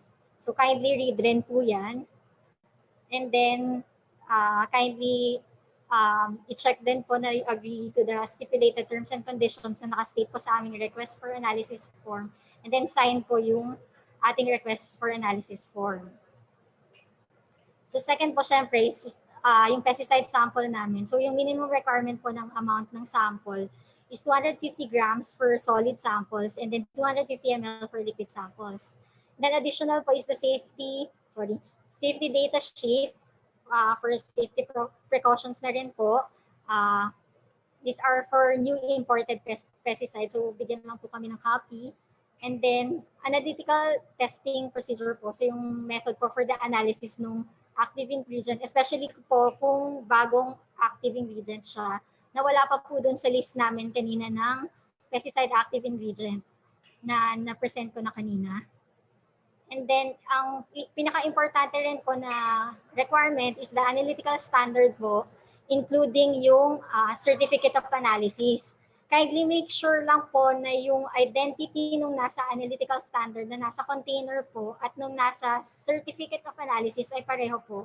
Kasi po meron mga instances rin po kasi kami nare-receive na request na may different yung batch ng na nakalagay dun sa container ng analytical standard at saka yung nasa certificate of analysis. So kindly make sure lang po na yung identity ay pareho. At nandun po dun sa certificate of analysis yung percent purity po ng standard at saka yung shelf life and expiry date ng standard. Kasi po yun yung ginagamit namin to identify din po yung presence ng active ingredient na yun and para ma-quantify din yung content ng AI dun sa produkto nyo. So, yung other requirements po, yung sa payment process na rin po ito. So, yung bill form, order of payment, and OR po. So, yung fees and charges po for pesticide analysis, ito po yung sa GC analysis, HPLC analysis, and other physico-chemical analysis. Generally naman po, yung mga active ingredients naman po ng pesticide, ang usual naman po ng chemical analysis is either GC or HPLC. Depende po dun sa method. So, ito naman po yung price. So, yung fees and charges naman namin ay based naman po sa nasa AO po na makikita nyo sa screen. State na po dyan. And then, importante po yung sa kung para saan po yung pesticide analysis, yung purpose ng analysis. Kung for product registration po ba to, or yung kagaya sa amin for monitoring activities, or for research na lang siya, or other purpose. So pag dalawa po kasi yung process. So kung for product registration po siya, yung submission po ng request nyo and sample sa Pesticide Regulations Division po siya. Tapos si PRD na po sa amin ang mag-e-endorse ng request nyo. So yung first part po ng process hanggang dun sa payment for the request, sa Pesticide Regulations Division po siya. And then, yun nga po. So, ito na po yung i-discuss ko. Kapag once na po na paid niya na siya at natapos niya na yung process at submission sa PRD, ito na po yung gagawin ni PRD for the processing na po ng request for analysis nyo. So, una po is si PRD, sasubmit niya sa amin yung request nga for the analysis. So, sasubmit po yan kay admin assistant. So, i-check niya po yan. I-review na rin po niya yung content po ng request. And then, you just have to wait po for the results while we conduct the analysis. So, after po nung analysis, i-review po siya ng aming chemist score. And then, it will be approved for release by our division chief and then noted for approval by our executive director. And then, i-release na po namin yung results sa PRD. So, pag ganun po, yung sa follow-up po ng inyong mga kung meron na pong available na po yung test report nyo, kung lumabas na po yung test reports, sa PRD po kayo pwedeng mag-follow up kung meron na siya, kung na-release na. So yung total turnaround time naman po natin for the analysis is 20 working days. So like I said po previously, kung yung purpose naman po ng analysis nyo is for research and other purposes, yung submission po ng request and sample ay directly na po sa LSD. So si admin assistant po namin yung magre-receive ng inyong request, mag-evaluate na rin po. Siya na rin po mag-i-issue sa inyo ng bill form para po sa payment. So basically, same rin lang po yung gagawin. So kukuha rin po kayo ng OP sa cashier's office and then babayaran nyo po yung corresponding fee po for the analysis. So i-issue naman po kayo ng OR. And then yung OR po na yun, i-present nyo sa LSD ulit para po ma-record namin dun sa request for analysis. So after that po, similar na rin po dun sa previous na process. So analysis po muna and then review po ulit ng aming chemist for approval ng aming division chief and then noted for approval ng aming executive director. Then after that po, you will be notified then po through email or pwede rin po through message kung may release na po ang iyong or available na po ang inyong laboratory test report. So yung total turnaround time din po ng process na yon is 20 working days. So additional points lang po. So if the analysis is not available po in LSD, you may avail the testing services from our FPA recognized laboratories or other third-party laboratories. Currently po, yung recognized lab po natin na capable po to analyze pesticide ay si SGS, Jeffcor, Dole Philippines Laboratory, and yung BPI, BPI Plant Products Safety and Services Division. So, another reminder lang po, if there are any changes sa request for analysis, it should be properly communicated to us and then it should be documented po. And similar po dun sa yung interpretation po ng laboratory test results, especially po if it is for product registration, si Pesticide Regulations Division po yung mag-evaluate nun. So yung evaluation po nila is based naman po on the Manual on Development and Use of FPO and WHO Specification for Pesticides. So ito po yung mga tolerance levels po for formulated products and technical concentrates. So depende po yan sa content ng inyong produkto, kung ano po yung level niya. Ito po yung tolerance niya. So, ayun po. If you have further questions po, you can contact po us from this contact details. So, you can email us or call us or visit us here at FPA. Yun lang po. Thank you.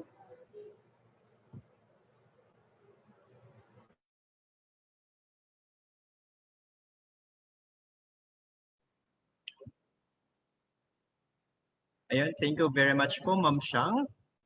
Ayun, so ngayon naman, we are down na po dun sa ating pong last topic, which is about the FPA Laboratory Recognition Program. So actually, this is also a pre-recorded video po. Ayun, so our next speaker will be Ma'am Jerulay Sahagon. She is the Chief of the Laboratory Services Division. So ayun, we will be playing po yung pong kanyang pre-recorded video.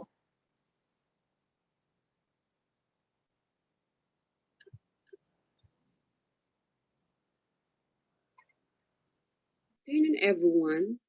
In today's FPA webinar, I will discuss about FPA Laboratory Recognition Program.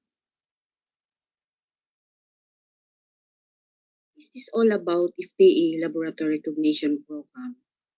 Actually, this program is a support initiative of the FPA for the registration and monitoring activities of the agency through the issuance of the FPA Memorandum Circular Number 5, Series of 2017, or the Guidelines for the Implementation of the Fertilizer and Pesticide Authority Laboratory Recognition Program issued last July 3, 2017. What are the main purpose of the issuance or the creation of this FPA Laboratory Recognition Program?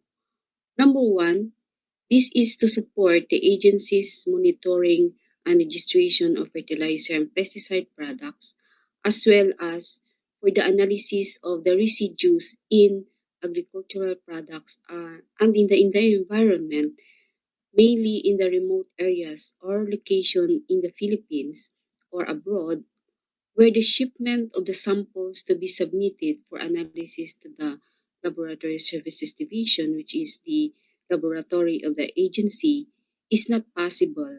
But in that area, there is an available fertilizer and pesticide laboratory. And also, if the samples are voluminous and the Laboratory Services Division can no longer accommodate those samples, then there's a need for us to utilize other laboratories. Hence, the FPA Laboratory Recognition Program was conceptualized. In short, the services of the FPA-recognized laboratories shall only be utilized on the following grounds: if there is a transportation issue in that area, and there is an available laboratory in that area already recognized by the agency. And number two, although they can ship the product, but for some technical reason, the Laboratory Services Division can no longer accommodate the sample, then they have also to uh, utilize the recognized lab, or the other type of technical issue that the Laboratory Services Division will not accept the analysis or the sample is because the type of analysis is not available in the laboratory of the FPA. So in order to utilize the recognition program of the agency, the laboratory should apply for them to be recognized, and they should pay certain fees. Like for example, if this is a new application, then they have to pay 10,000 pesos. And they are already, if they are already recognized and they want to be to renew their application, they have to pay another 10,000 pesos. But if they don't want to renew, so it's okay, but because it's an option for them. And for the new application, if the assessment found them to be competent and capable to conduct applied type of analysis, then they will be issued with full laboratory recognition certificate or provisional laboratory recognition certificate, and they should also pay 10,000 pesos for that. And for some reason, like for example, they have been issued with the provisional certificate valid for 1 year, and they will apply for reassessment because they want to apply for full laboratory recognition. Then they should also pay another 10,000 pesos for that. And like for example, another activity is that they previously they only applied for the pesticide analysis as the scope of the recognition, and then they want to extend that to residue analysis or to fertilizer analysis, or the type of analysis that are not approved as per the certificate as shown. Then they have to apply for the extension of scope of recognition and should pay 10,000 pesos.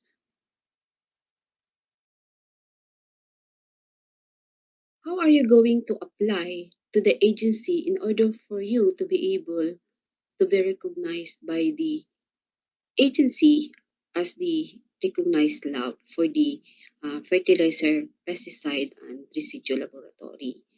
First, of course, you have to submit the application documents and detailed requirements through email or as hard copy to the agency. And then the Fertilizer and Pesticide Laboratory Recognition Committee will conduct the preliminary assessment to determine whether the submitted documents are complete and in substance. And then the issuance of billing of statement and order of payment. And then if the applicant laboratory will pay the assessment fee, we can schedule the laboratory assessment visit to that lab in order to validate the submitted requirements. And then there will be actual laboratory assessment visit by the FLRC. After the actual audit, the team will now prepare the assessment report and then endorse that to the FLRC, either for endorsement to be recognized or for disapproval of application. And then the FPA will issue the laboratory recognition certificate if that agency is deemed to be competent. And then that laboratory will be listed as one of the FPA recognized labs, and you can see that list in the FPA website. After the issuance of the laboratory certificate, there will be scheduled and unscheduled laboratory inspection or surveillance of the recognized lab. That is to monitor whether they maintain the reliability of the analysis or the claim competency. And they are also required to have intercomparison samples for analysis within a year. So what are the requirements that need to be submitted by an applicant laboratory to the agency in order for the agency to be able to assess the competence of the lab? So you are required to submit documentary requirements such as the application documents, legal documents, technical documents.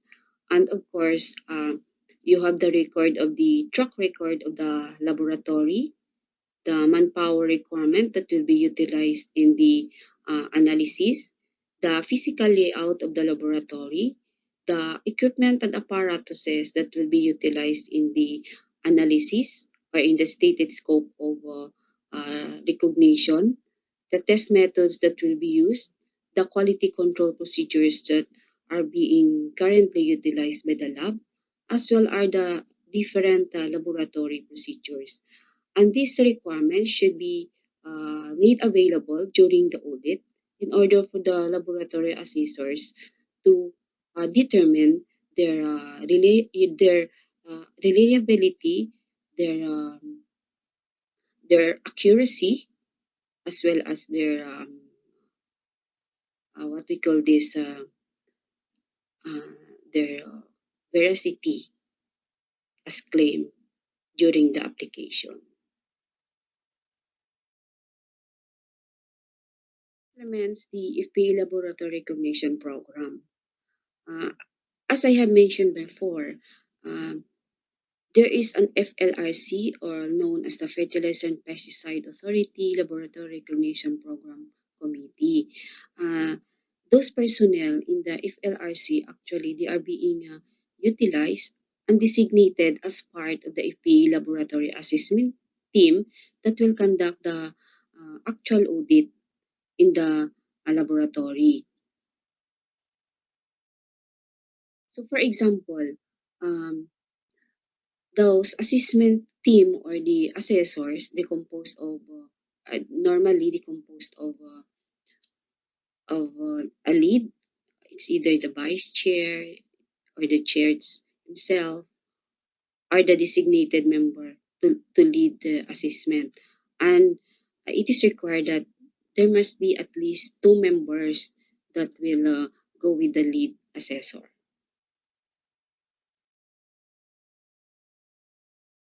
What you can see in this slide is the example of the scope of recognition being applied for recognition. Like for example, for fertilizer, they have to specify the physical or chemical test that will be conducted. Like for example, they applied for the 32 test parameters. So they have to detail that in the table on the type of analysis. It's either fertilizer, pesticide. So what will be the type of parameter analyte that will be determined? So they will they're going to elaborate the specifics here, the specifics. So what are the analytical method used? So for example, for fertilizer, they can also apply for microbial test because currently we also require the analysis of total coliform for foliar fertilizer products. And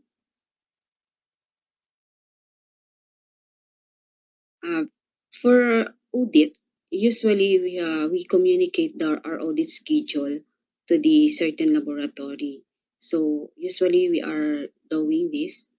So during the audit proper, we first have we present the memo, the content of the memo, what are those being expected from them.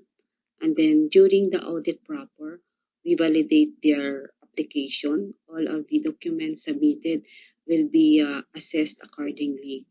So if the audit will not be finished uh, within a day, then we are going to continue that the next day. But usually, we can do that whole day. So if the audit is done, there will be a preparation of audit findings and the initial audit report, and these reports will be presented during the closing meeting, and also to determine if there are other issues need to be clarified. So the audit ratings that we usually provide, it's either positive findings or the other findings that will be subjective for as opportunity for improvement, or it could be non-conformance. So the certificate as shown in this slide is the usual certificate of recognition being issued by the agency, like for example, for the SGS. It's one of our recognized laboratory, so we issue this kind of certificate, usually signed by the Deputy Executive Director or the Chair of the FLRC, and of course by our Executive Director. So there are specific requirements for the FPA laboratory recognition program, and you can access them through the memorandum circular in the website, or you can access these requirements in the FPA Green Book or the FPA Pesticide Implementing Guidelines. So you can see we're going. These requirements are very specific, so they are very detailed. What we expect from you, for example, the physical layout, the equipments and apparatus, the test methods that you usually utilize in the analysis. Like for example, in the analysis of fertilizer, uh, we use the competent method, like the official methods for analysis by the UAC. But of course, you can develop your own methods, in-house method, or you can modify the standard methods, but those should be documented and validated. So it means all of the test methods that you use should be properly documented and will be validated by the assessors during the actual audit. So we also expect that the laboratory will have the quality control, and of course, what are those? Like for example, there is a replication of test samples, there is some method blanks, or we use a control chart. The laboratory procedures should be official and documented as a standard operational procedure, and there will be work instructions and etc., and among others that are being expected for the laboratory procedures. In short, all of those methods, all of those activities that are being utilized in the lab should be documented for the auditors to be able to access them during the actual audit. That's all. So thank you for listening. And if you have any question, please don't hesitate to ask. Thank you. Have a nice day.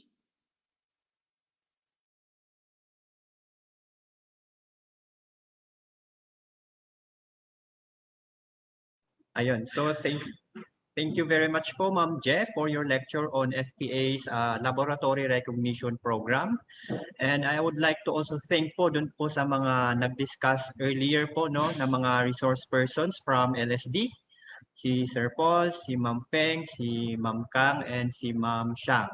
Ay, maganda ng pangalan nila. Ayun po. So, let's proceed po. Bago po tayo tumungo po dun sa ating pong question and answer, ayun po, sa mga participants po, kasi isa pa lang po kasi yung nagtanong dito. Kung may mga katanungan na po kayo, kindly post it here po dito po sa ating pong chat box. And doon po sa ating mga viewers po doon sa FPA live streaming sa Facebook, you may post po doon sa comment section. Ayun, so let's proceed po muna sa ating pong mga announcements. Ayun. So announcements muna tayo. So yung pong mga PowerPoints na ating pong ginamit dito sa ating pong webinar, this may be downloaded or accessed through the link po na nakikita po natin sa screen natin. Ayan, so you may scan also yung QR code na nakikita ninyo. Ayan, so for our post-evaluation, ito po yung link.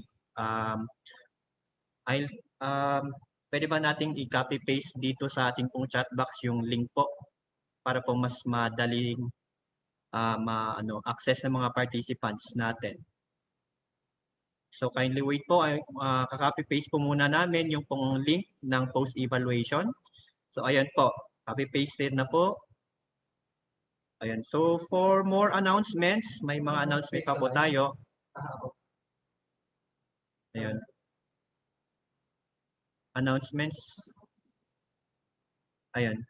Ayan, so as promised po, nabanggit ko doon sa mga previous episodes ng ating webinar na those who completed po yung lahat po ng episodes or those who attended lang lahat ng episodes po ng webinar will be receiving po a certificate of completion po, no?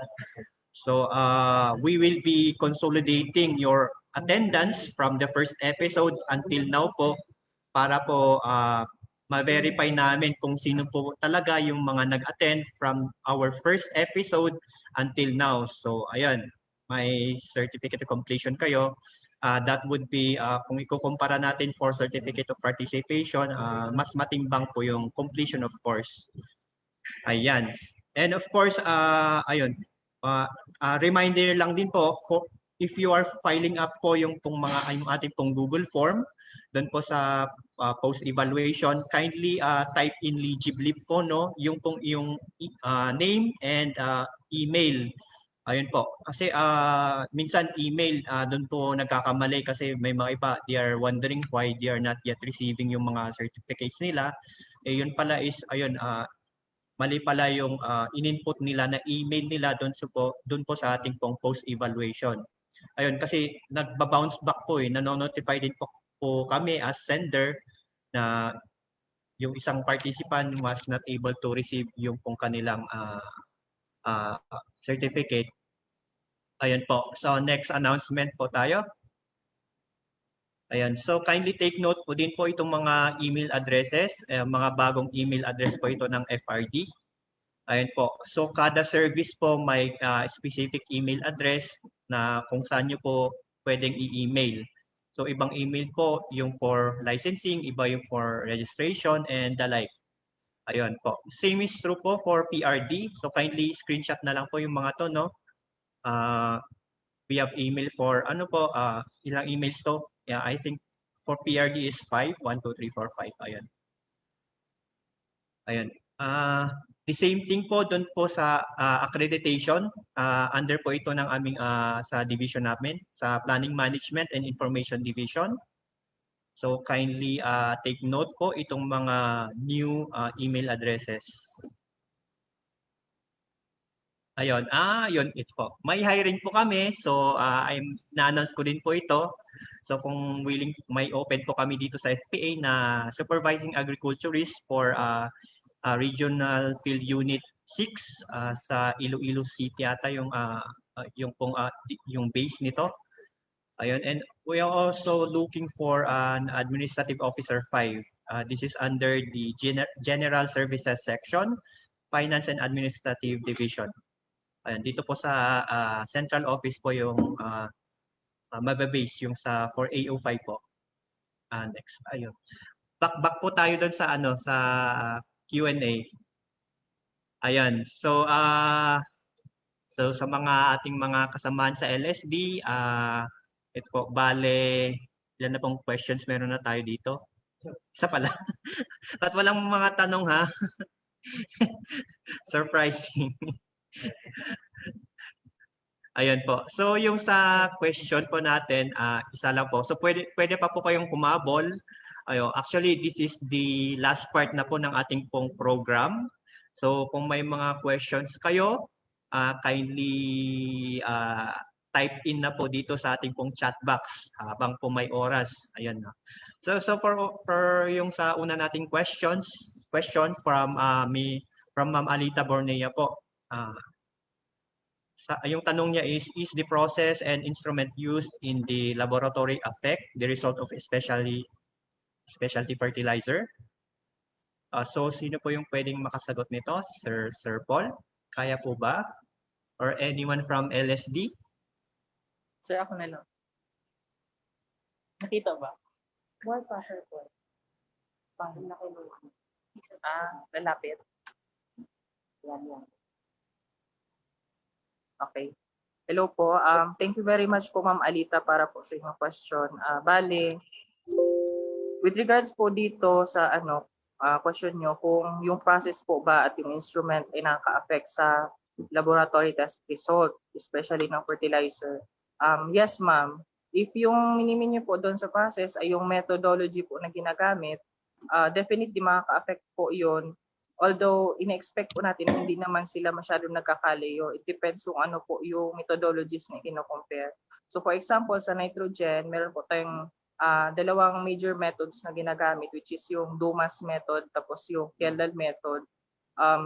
Magkaiba po sila ng chemical process na ginagamit. So definitely, merong slight variations po siya. For instrument, definitely ma-affect nyo din po yung result. Okay po. Ma-affect niyo po yung result since meron po tayong required maintenance and calibration po for instruments para po sila ay gumana po ng maayos at mag-produce po ng accurate results. Ayun po.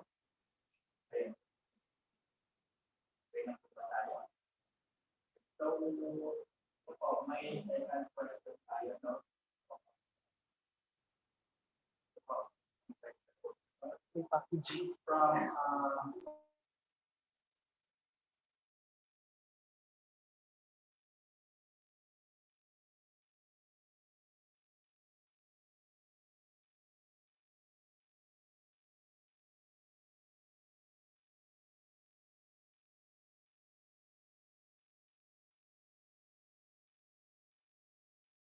So, sorry next question tayo. This is from Tom Dean Espano. So, his question is that sabi niya, do you have analysis service for biostimulants? Ayan po. So, sino kayang pwedeng magsagot nito? For biostimulants.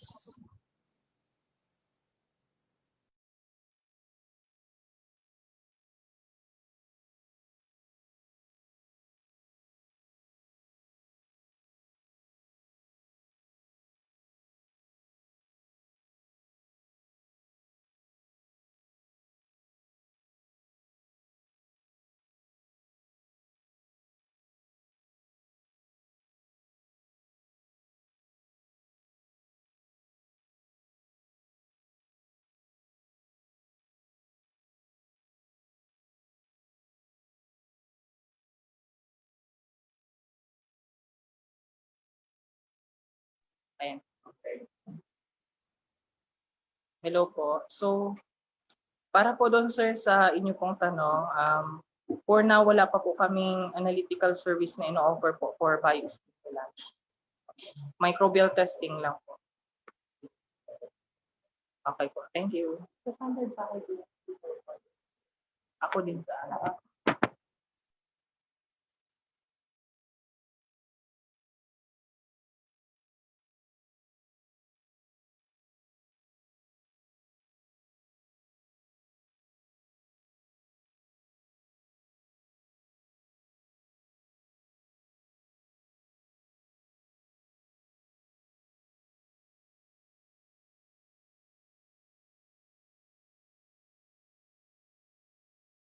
Ayan. So, kindly wait po while we are copy pasting po yung mga questions nyo no doon sa PowerPoint na aming pong ipe-present para po habang sinasagot po ng mga ating mga resource persons maayos po na nakikita natin or nababasa at the same time yung pong question.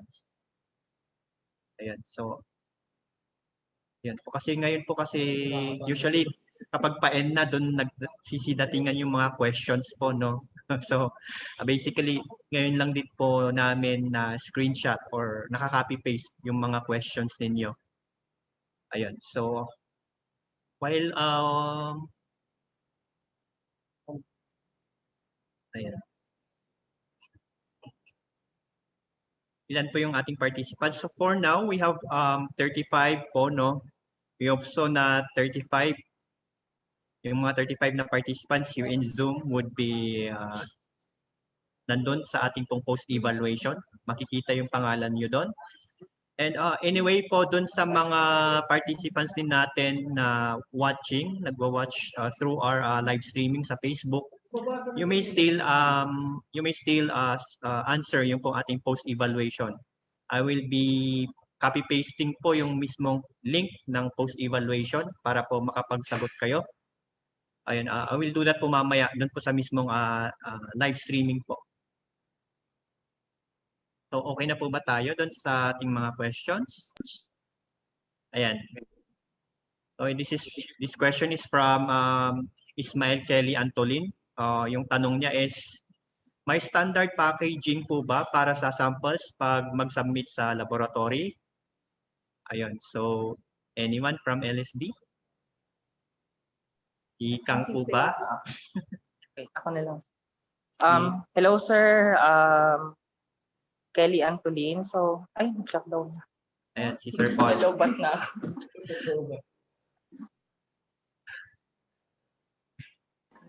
So, pwede namang, ano na lang. Ayun, shared na lang po doon sa isang laptop. So, sorry po. Sorry po, medyo nagkaroon lang ng technical. So, bale, for the standard packaging, wala pa naman po kaming ina-adapt na standard as for packaging. But we remind na yung ating mga clients, kasi as emphasized kanina sa aking presentation, yung mga samples po natin are analyzed on an as received basis. So, kailangan, meron tayong mga best practices po sa pag-submit po ng samples. And it depends definitely kung ano po yung ipinapa-analyze po ninyong parameters. So, if we are going to give some tips for now, syempre kailangan well-secured po yung sample nyo na hindi po siya po-contaminate because doon po mag-depend kung ano po yung magiging result po ng analysis namin doon sa samples po ninyo. And particularly, for example, yung mga analysis such as pH, which is dependent doon po sa actual na condition ng sample, you may opt to put it in siguro sa isang box or insulation kung saan hindi po siya ma-affect ng heat because heat may degrade the sample and ultimately change the pH value na makukuha po. Hindi na siya yung actual na pH value ng untampered sample. Then, for microbiological sample, please make sure na hermetically sealed po yung sample ninyo and hindi po siya makukontaminate kasi mag-iiba na po yung kanyang microbial rating. So, ayun lang po.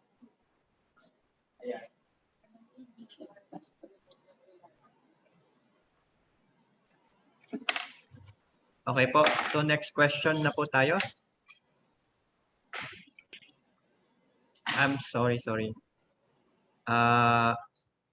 May isang question na kaka-copy-paste po muna doon po sa ating pong PowerPoint. Ayan. So this is from Ma'am Virginia Ocampo po, no? So ang tanong niya, ilang PIPs na ang registered sa FPA?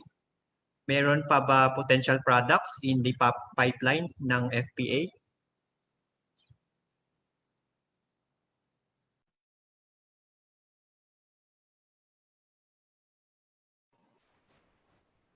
Ayan, hello po.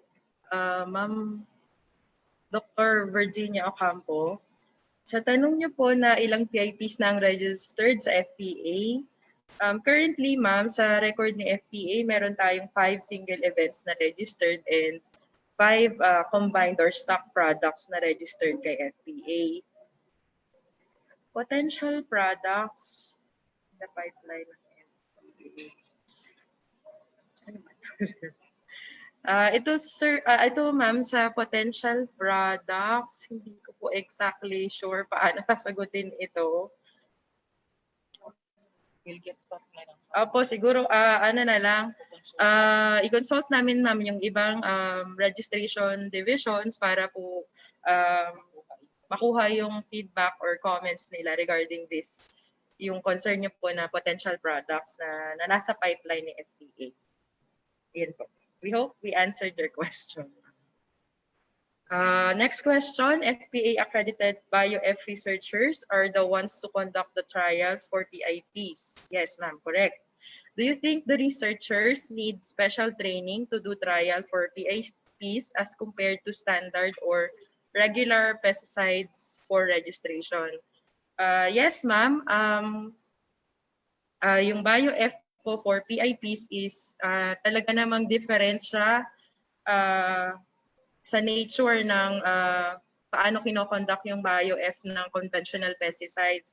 Currently, ma'am, however, wala pa kaming training para dun sa ating mga accredited researcher. But we will take note of that, ma'am. And na pag-meetingan naman na, ma'am, na i-include ito sa aming future trainings para magkaroon tayo specifically for PIP bio-F accredited researcher training. Thank you.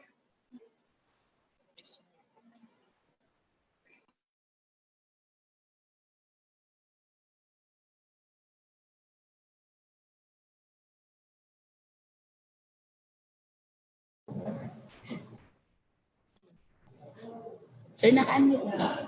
Naka-unmute na.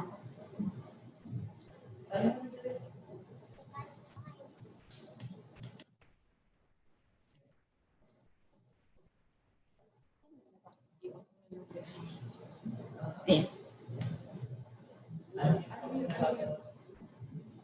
Hello? Hello po. Ayan. So, thank you po sa nagtanong po, no? So, for quarantine purposes, no, there are currently only 2 internationally adopted phytosanitary treatments po, no? These treatments are both for wood packaging material, no? So, yung una po is yung sa methyl bromide, then yung second po is yung heat treatment. Kaya lang, sir, most treatment are specific to particular quarantine pests in commodities from a given origin. Often alternative treatments are given, kaya lang po it is also recognized for certain pests or commodities that are wala pa pong approved alternative treatment to methyl bromide currently exists po. So as of the moment po, methyl bromide and heat treatment pa lang po. Kaya lang po, yung methyl bromide, yun pa rin po yung effective po for this treatment po. So I hope po na nasagot po yung tanong ninyo.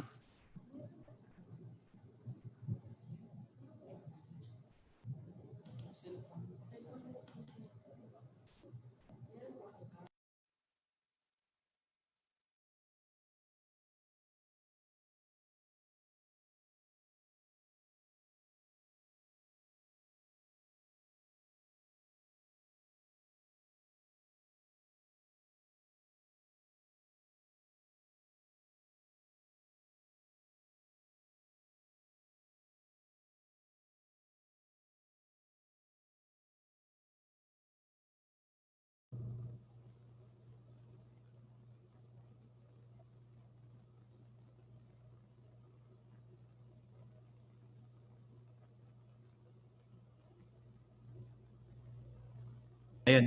So, before we end yung pong ating pong session, kung wala na pong questions, ayun po, si Ma'am J, baka po may mga additional ka po pong sasabihin or may mga additional ka po doon sa mga naging kasagutan po ng inyong pong mga tauhan ba? So, sorry. Hello, Ivan, di kasi ako makapasok kanina eh. Or, no? Oo. Hello?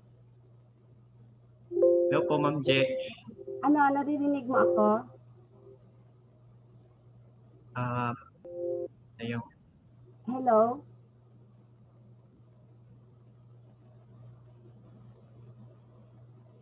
Hello, Ivan?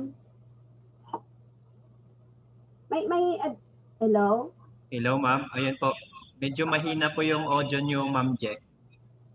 Bakit? Malakas na ang boses ko. Mahina? Ay, okay na to. Yan kasi sa question kanina, yung related doon sa PIP ba yan yung mga potential na PIP products. Actually, currently kasi, we are in the process of accepting yung mga application ng PIP na mga related to stocks. Kasi dati, before the approval of the memorandum circular for the regulation of the PIP, mga single event lang yung mga ina-accept namin.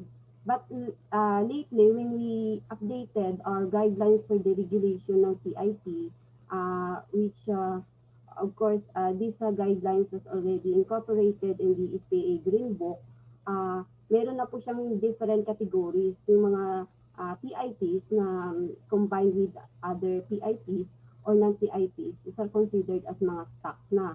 So, speaking po ng mga nasa pipeline na or mga potential products, actually, yung mga products na yun that are not being yet applied for registration with FPA, I think yun po yung mga nasa pipeline ngayon that should be processed by the agency. Yun po.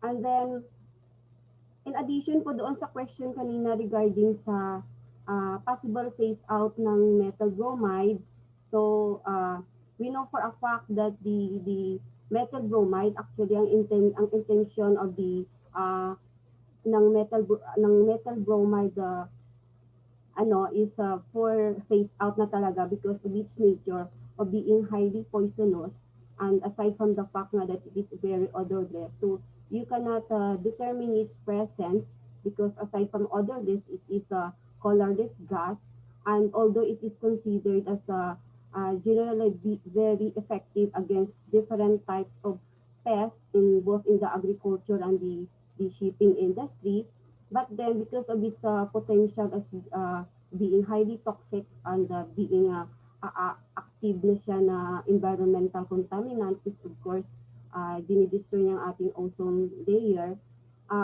Its main ang main objective talaga ng methyl bromide is to be phased out. But then because wala nga po tayong nakuha ng mga alternatives for some uses, like for the mga critical uses, mga for quarantine and pre-shipment uses. So that's why until now, we are using the methyl bromide for those mentioned purposes. But then, later on, pag nakakuha na po tayo ng mga alternatives that will be considered as having the same effect doon sa mga pests being targeted by the methyl bromide, ma-phase out na rin po siya. But then currently, wala po tayong specific timeline for that. But it is the commitment that the methyl bromide should be phased out. Iyan po. So, thank you po for listening.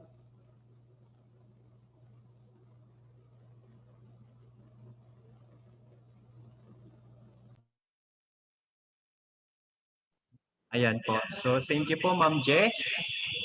Sorry. Ayan.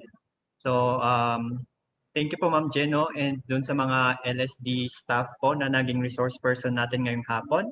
So, kung wala na pong katanungan from our participants, that means na, ayun, that actually concludes our program po nitong hapon, no? And of course, Ayun. Since may isa pa ba? Ay, sorry. Ay, may pahabol pa?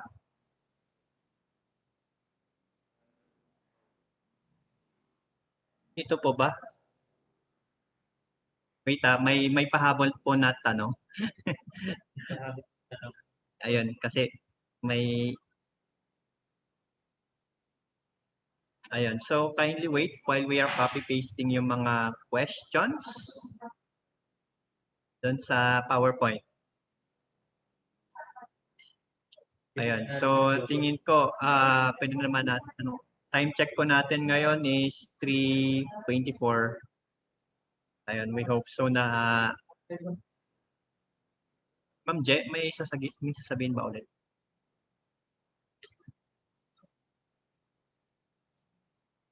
Ayun po.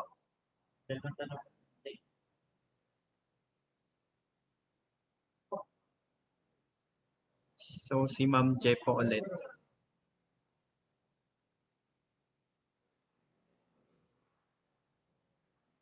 Or, ayun. Wait. For our, kung hindi po ako nagkakamali, may dalawang katanungan na kumabol, no? So, let's sagutin na lang po natin yung dalawang katanungan and then let's, ano na po. Bali, yun na lang po yung ating pong question, last, final two questions.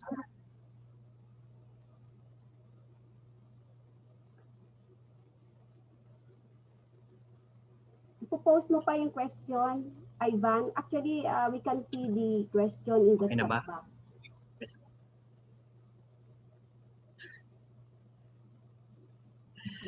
Ayun po. So, while waiting po dun sa mga sasagot po sa mga questions nyo, ayun po. Sasalita si Ma'am Je. Si Ma'am Je daw. Hindi, Ivan, hindi kasi we can see the question in the chat box. Ano, are we going to wait for the posting ng question? Or we can answer that directly?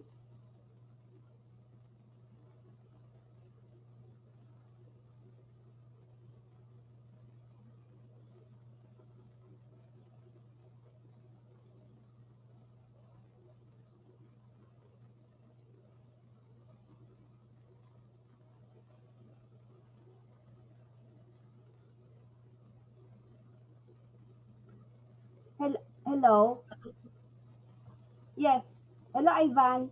Hello, actually, I gusto ko lang clarify kasi there are people who are asking for types of analysis.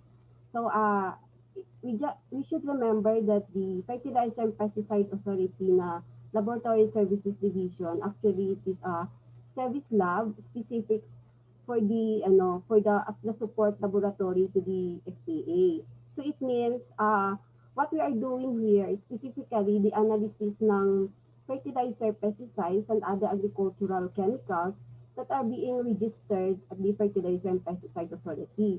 So other types of analysis are not available because it's not part of our mandate, because the existence ng laboratory namin is as a support facility or support service to the regulatory activities of the agency.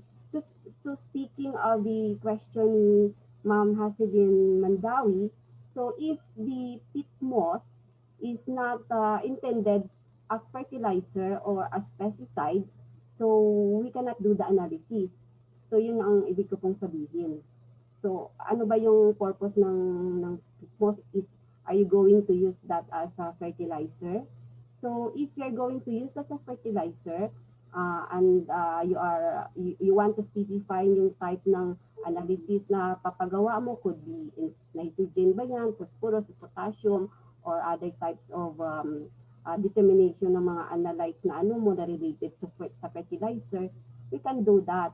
But if the type of analysis that you are asking is specific sa pit moss na unknown siya or then we cannot do that. Kasi as I'm saying nga po, ang Laboratory Services Division, naka-specific lang po yung analysis namin ngayon for fertilizer, pesticide formulated, products, as well as the other agricultural chemicals like for mga plant growth regulator.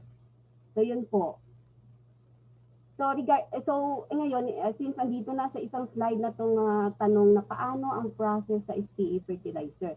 I don't know what kind of process you're asking. Is the process ng pag-apply ng registration ba, or the process na how to apply for the pagpa-analyze ng fertilizer sample sa lab.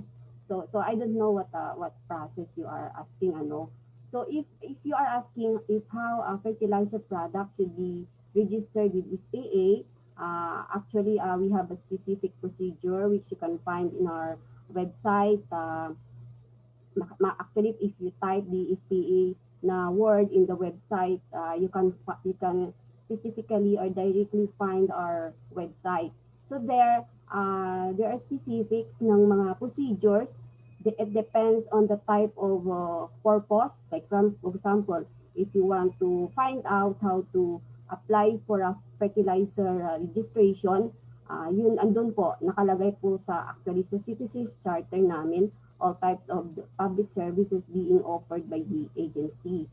Yun po, if specific naman po siya for how to apply for the fertilizer analysis sa lab, and then meron naman po kami.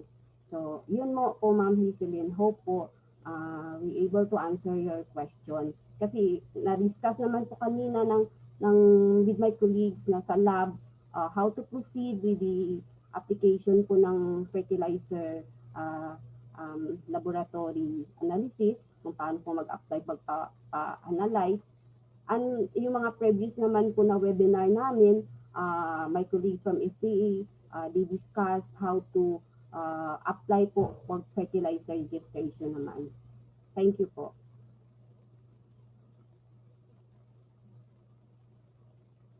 Okay po. Thank you very much po, Ma'am Je. Ayan. Ayan po. Yun nga, if there are no more inquiries and concerns, yan nga, that actually ends na yung pong ating first season. Actually, first season tong ating pong webinar series na ating pong kinandak within the year, no? For the year 2020. So, yung may mga nagtatanong about doon sa mga certificates nila, usually, sinesend po namin yung pong mga certificates ninyo within a week po. So, kunwari, this Wednesday ngayon, so most probably before Wednesday next week is na-send namin siya. So for the 5th episode po pala is, ayun, I will follow up po dun sa aming IT po kung bakit hindi pa nasa-send. Ayun. So for this, so for your certificate of completion that will be forwarded to you, maybe next week din po siya. Maybe a day after ma-send yung pong certificate ninyo mismo dito sa episode 6. Ayun po. Okay, so ayan. So we hope na yung pong mga feedbacks ninyo and at the same time yung mga results po ng ating pong post-evaluation from episode 1 until now, we'll be taking notes po sa mga yon. And we will be consolidating po para po yung kung ano pan yung pong mga naging evaluation ninyo sa amin on how we conducted this webinar. Rest be assured na we will consider those para po kunwari kung may next season tayo, we hope so na mas better po na mas ma-deliver pa po namin yung pong pagbibigay ng same service or pag-conduct ng isa pang webinar. Ayun po.